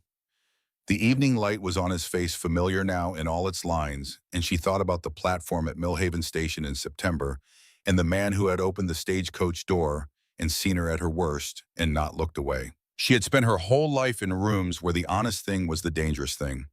He had walked into her life and made honesty feel like ground instead of a ledge. "You have been doing it since the platform," she said. "I just needed time to understand that it was not going to stop." They rode the rest of the way home in the dark, the horses finding the road by instinct and long familiarity. And the stars came out over Wyoming in their vast and indifferent abundance. And below them the land was exactly what it had always been, which was wide and cold and beautiful, and entirely without sentiment and entirely adequate. 2 weeks after the hearing, a letter arrived for Eleanor from Boston in an envelope she recognized before she touched it. She opened it alone at the kitchen table in the thin April light and read it with the expression of a person who has been bracing for impact and is discovering that the impact when it comes is smaller than expected. Victor Aldridge had written, not the young man who had sat in her front room in November with the rehearsed words of someone delivering information rather than meaning. This letter was shorter and less prepared, and in its lack of preparation, it was more honest than anything she had received from that quarter. He wrote that his father had completed the formal process of clearing her record. He wrote that he had spent the winter thinking about what she had said to him in the Thornton front room about the cost of what had happened, and that he did not have words adequate to what was owed. He wrote that he was not asking her forgiveness and understood he did not have the right to ask for it. He wrote in the last sentence that he hoped she was well and that from what he had been able to observe during his brief time in Wyoming, she appeared to be considerably more than that. She folded the letter and placed it in the box where she kept things that had mattered. Not a prominent place, just a place. Caleb was at the kitchen door when she looked up. He did not come in, just stood in the doorway with his hat in his hand. "Aldridge," she said. He nodded, reading her face. "It is finished," she said, not with triumph or relief, simply as a statement of fact, the kind you make when a door that has been standing open finally closes and the draft stops. "All of it. Boston. What happened there? It is finished." "Goodbye," he said. "I want to tell you something," she said. He came inside then and sat across from her at the table, his hat set on the corner, his hands on the wood. "When I got on the train in Boston," she said, "I was not running toward anything. I was running away. I told myself I was being brave, that I was choosing a new life, but that was not entirely true. I was simply going in the only direction that was still open." She looked at him. "I am telling you this because I want you to know that whatever it was when I left Boston, it is not what it is now. Now I am here because I choose to be here every day, not because there is nowhere else." He looked at her for a long moment. "I know," he said. "I want to make sure you know," she said. "Eleanor," he said, and the use of her full name, which he used when he wanted to be certain she was receiving what he was saying, made her go still. "I have known that since October. Since the morning you got up before me and went to the barn alone and figured out the cow by yourself and did not mention it." He paused. A woman running away from something does not get up at 5 in the morning to learn how to milk a cow. She stays in bed and counts her options. The corner of her mouth moved. "I was terrible at it the first time," she said. "You were," he agreed. "You were better the second time. You helped the second time." "I did," he said. "I intended to." She looked at the table, then back at him. "I love you," she said. "I have been meaning to say it plainly without it being part of something else, not attached to a difficult conversation or a crisis or a practical matter. Just plainly. I love you." He was quiet for a moment in the way she had learned meant he was receiving something fully rather than quickly. "I have loved you," he said, "since the morning after your first night here, when I came in from the barn and found that you had made breakfast and the kitchen smelled like coffee and bread, and you were standing at the window looking at the south pasture with the expression of a person who is trying to decide whether they are allowed to want something." He paused. "I thought standing in that doorway that I would very much like for you to be allowed to want it." She said nothing.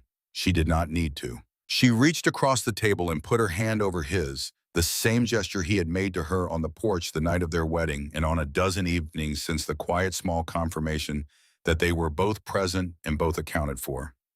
Outside, the April morning was gentle and new.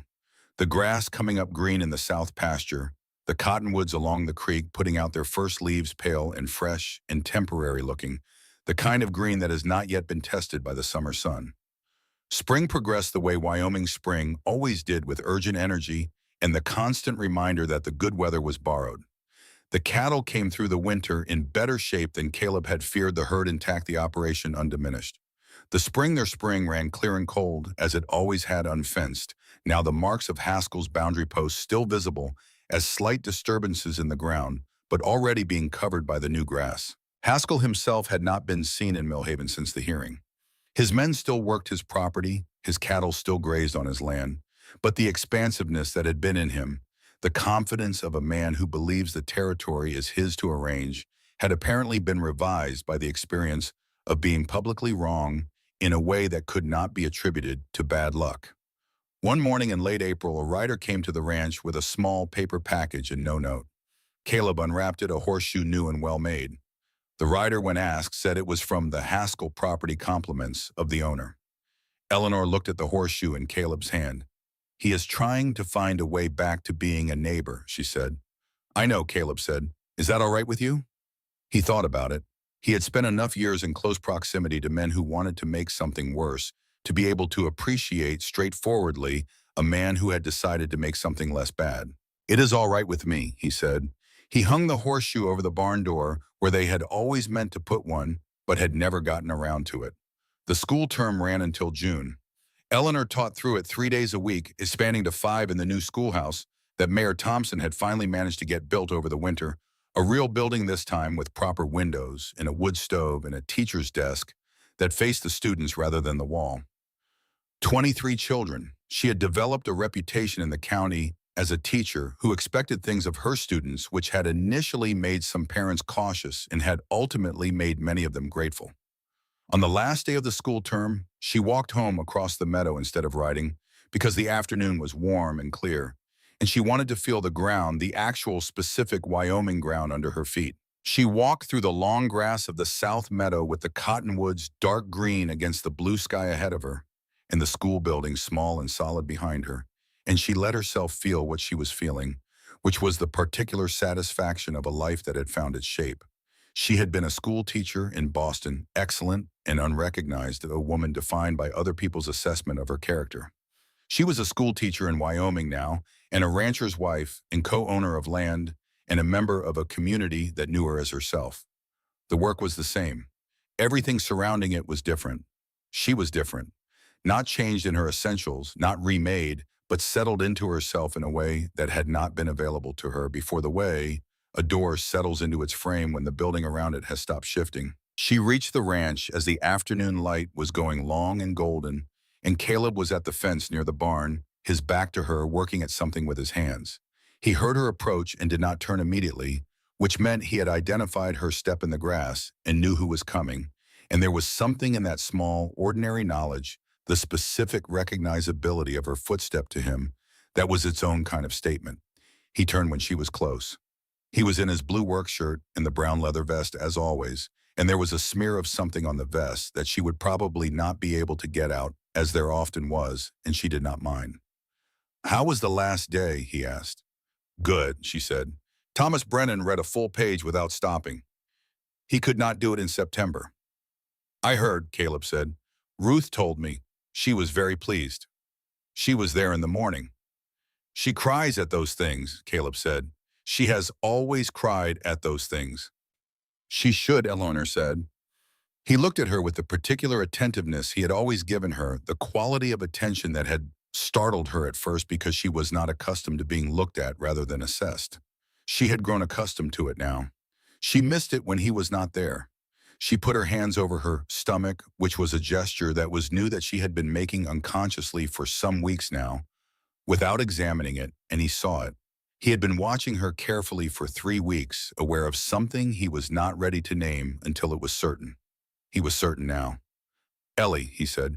"Ruth confirmed it yesterday. She said October." He stood completely still for a moment looking at her, and she watched him receive it the way she had come to love watching him receive things that mattered, which was without performance, with the full weight of the thing landing on him undivided. Then he stepped forward and lifted her off her feet, carefully holding her above the Wyoming ground.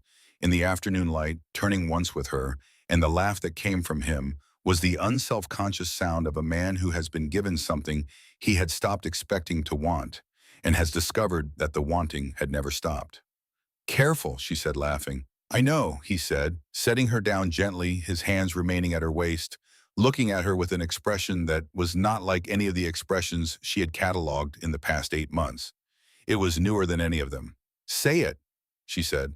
"I am afraid," he said, "that I will do this wrong." "You will do it wrong sometimes," she said. "So will I. That is not the question." "What is the question?" "The question is whether you are going to do it at all." He looked at her. "I am going to do it at all," he said. "Good," she said. "Then we will figure out the rest as we go."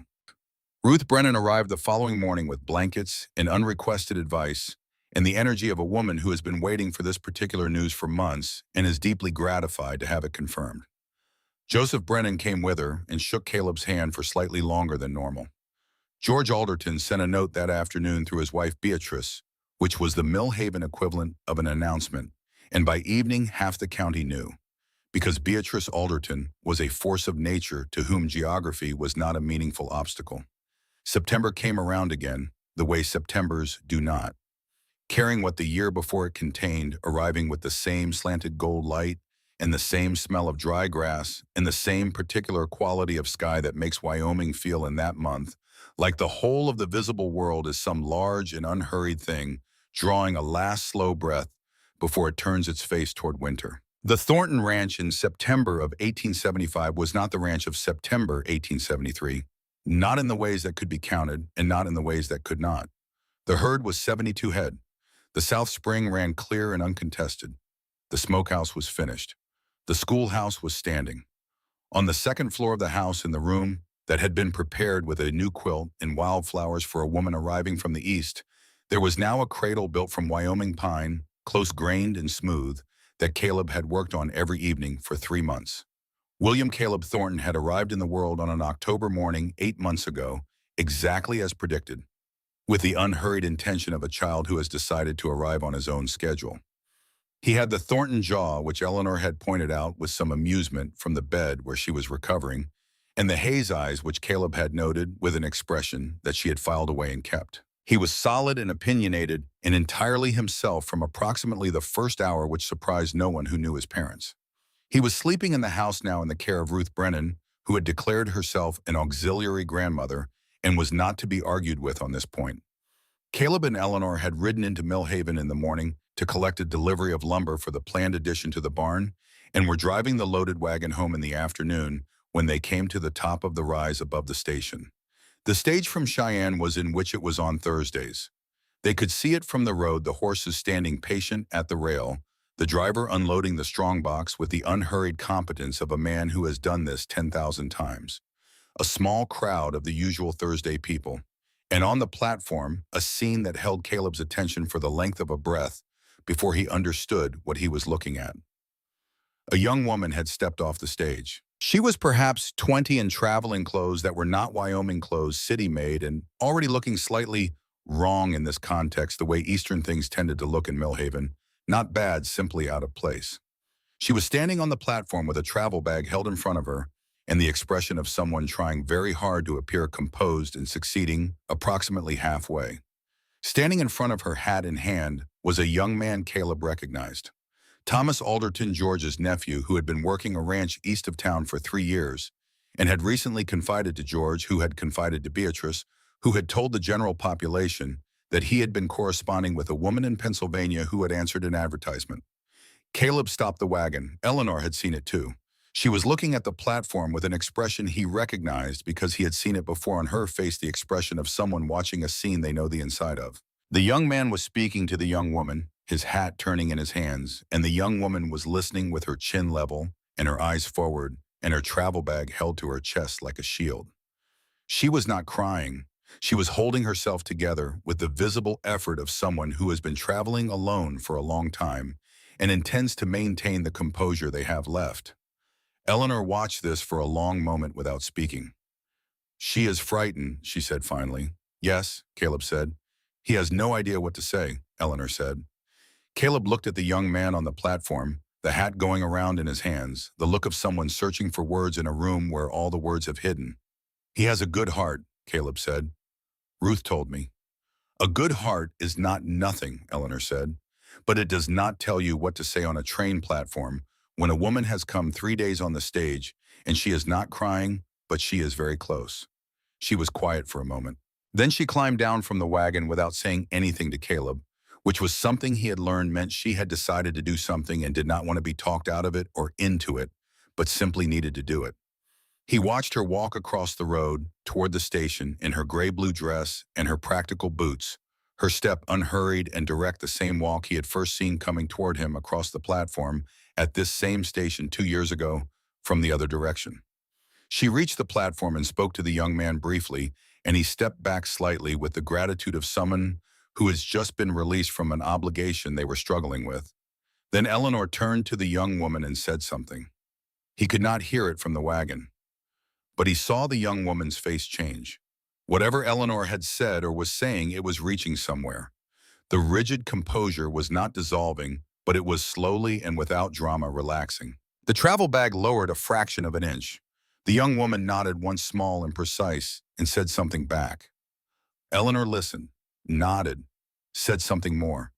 Then she stepped back and gestured toward the young man, and something passed between all three of them, some small and ordinary understanding, and the young man looked at the young woman with a new steadiness, and the young woman looked at him with the beginning of something that was not yet trust, but was in that direction. Caleb sat in the wagon and watched his wife on the platform of the Mill Haven station and thought about September of 1873 and the particular mercies of having been in the right place at the right moment with nothing to offer but the truth. Eleanor came back to the wagon and climbed up beside him and took the reins and looked at the road ahead. "What did you say to Ardauer?" he asked. She was quiet for a moment. "I told her that the first day is the hardest one," she said, "and that the person standing in front of her is more frightened than she is, which is useful to know." "Is that true?" Caleb said, "that he is more frightened?" "In my experience," Eleanor said, "yes." He looked at her. The afternoon was long and gold, the same light it had always been in September, the same light it would be next September, and the September after falling on the same ground, in the same grass, in the same distant mountains, that did not move and did not change, and did not ask anything of the people living beneath them. "And what else?" he said. "You said something else to her." Eleanor picked up the reins and set the horses moving. "I told her she did not have to pretend," she said. He was quiet. "She looked at me like I had said something strange," Eleanor said. "I imagine I looked the same way the first time I heard it." "Did it help?" he asked. She looked at him sidelong with the particular expression she had for moments, when the answer to a question was both obvious and worth saying out loud anyway. "It changed everything," she said. They drove home through the September afternoon on the road they had driven together 100 times, the wagon loaded with lumber for something new, being built, the ranch visible ahead on its rise, solid and standing, a thing that had been built to last and was lasting. Behind them in Millhaven, a young woman who had come a long way was standing on a platform deciding whether to be afraid or to begin, and ahead of them, in the house on the hill, Ruth Brennan was most likely telling their son something educational and entirely unsolicited, which was her particular gift to the world. The horses knew the way. They always did once they had made the journey enough times. You gave them the direction and they carried you home. This is what Caleb Thornton understood in the end, from the 5 years he had built alone and the 2 years he had built alongside the woman sitting next to him in the wagon. Not that strength was self-sufficiency, though self-sufficiency had its place. Not that a man's worth was measured in what he could accomplish without help, but that the things most worth building were the ones that required two sets of hands, and that the woman willing to show up, imperfect and frightened and entirely honest, at the moment she had every reason to hide, was not a woman who needed to be saved. She was a woman worth building beside. The wagon rolled up the long road toward home. The south pasture was green and full, and the spring ran clear at its edge, uncontested. The mountains in the west held the last light. Somewhere above the cottonwood line, a hawk turned in a slow, wide circle, reading the ground below, with the practiced patience of something that has always known exactly where it belongs. The ranch was real. The life was real. All of it had been built from nothing, which is where all real things begin. And in the evening, the house would hold them, the fire would be lit, and the stars over Wyoming would come out in their thousands, as they had always come out, indifferent and magnificent, and below them, two people would sit on a porch and not need to say very much because they had already said the essential things, and the essential things once said truly do not need to be said again. They only need to be lived.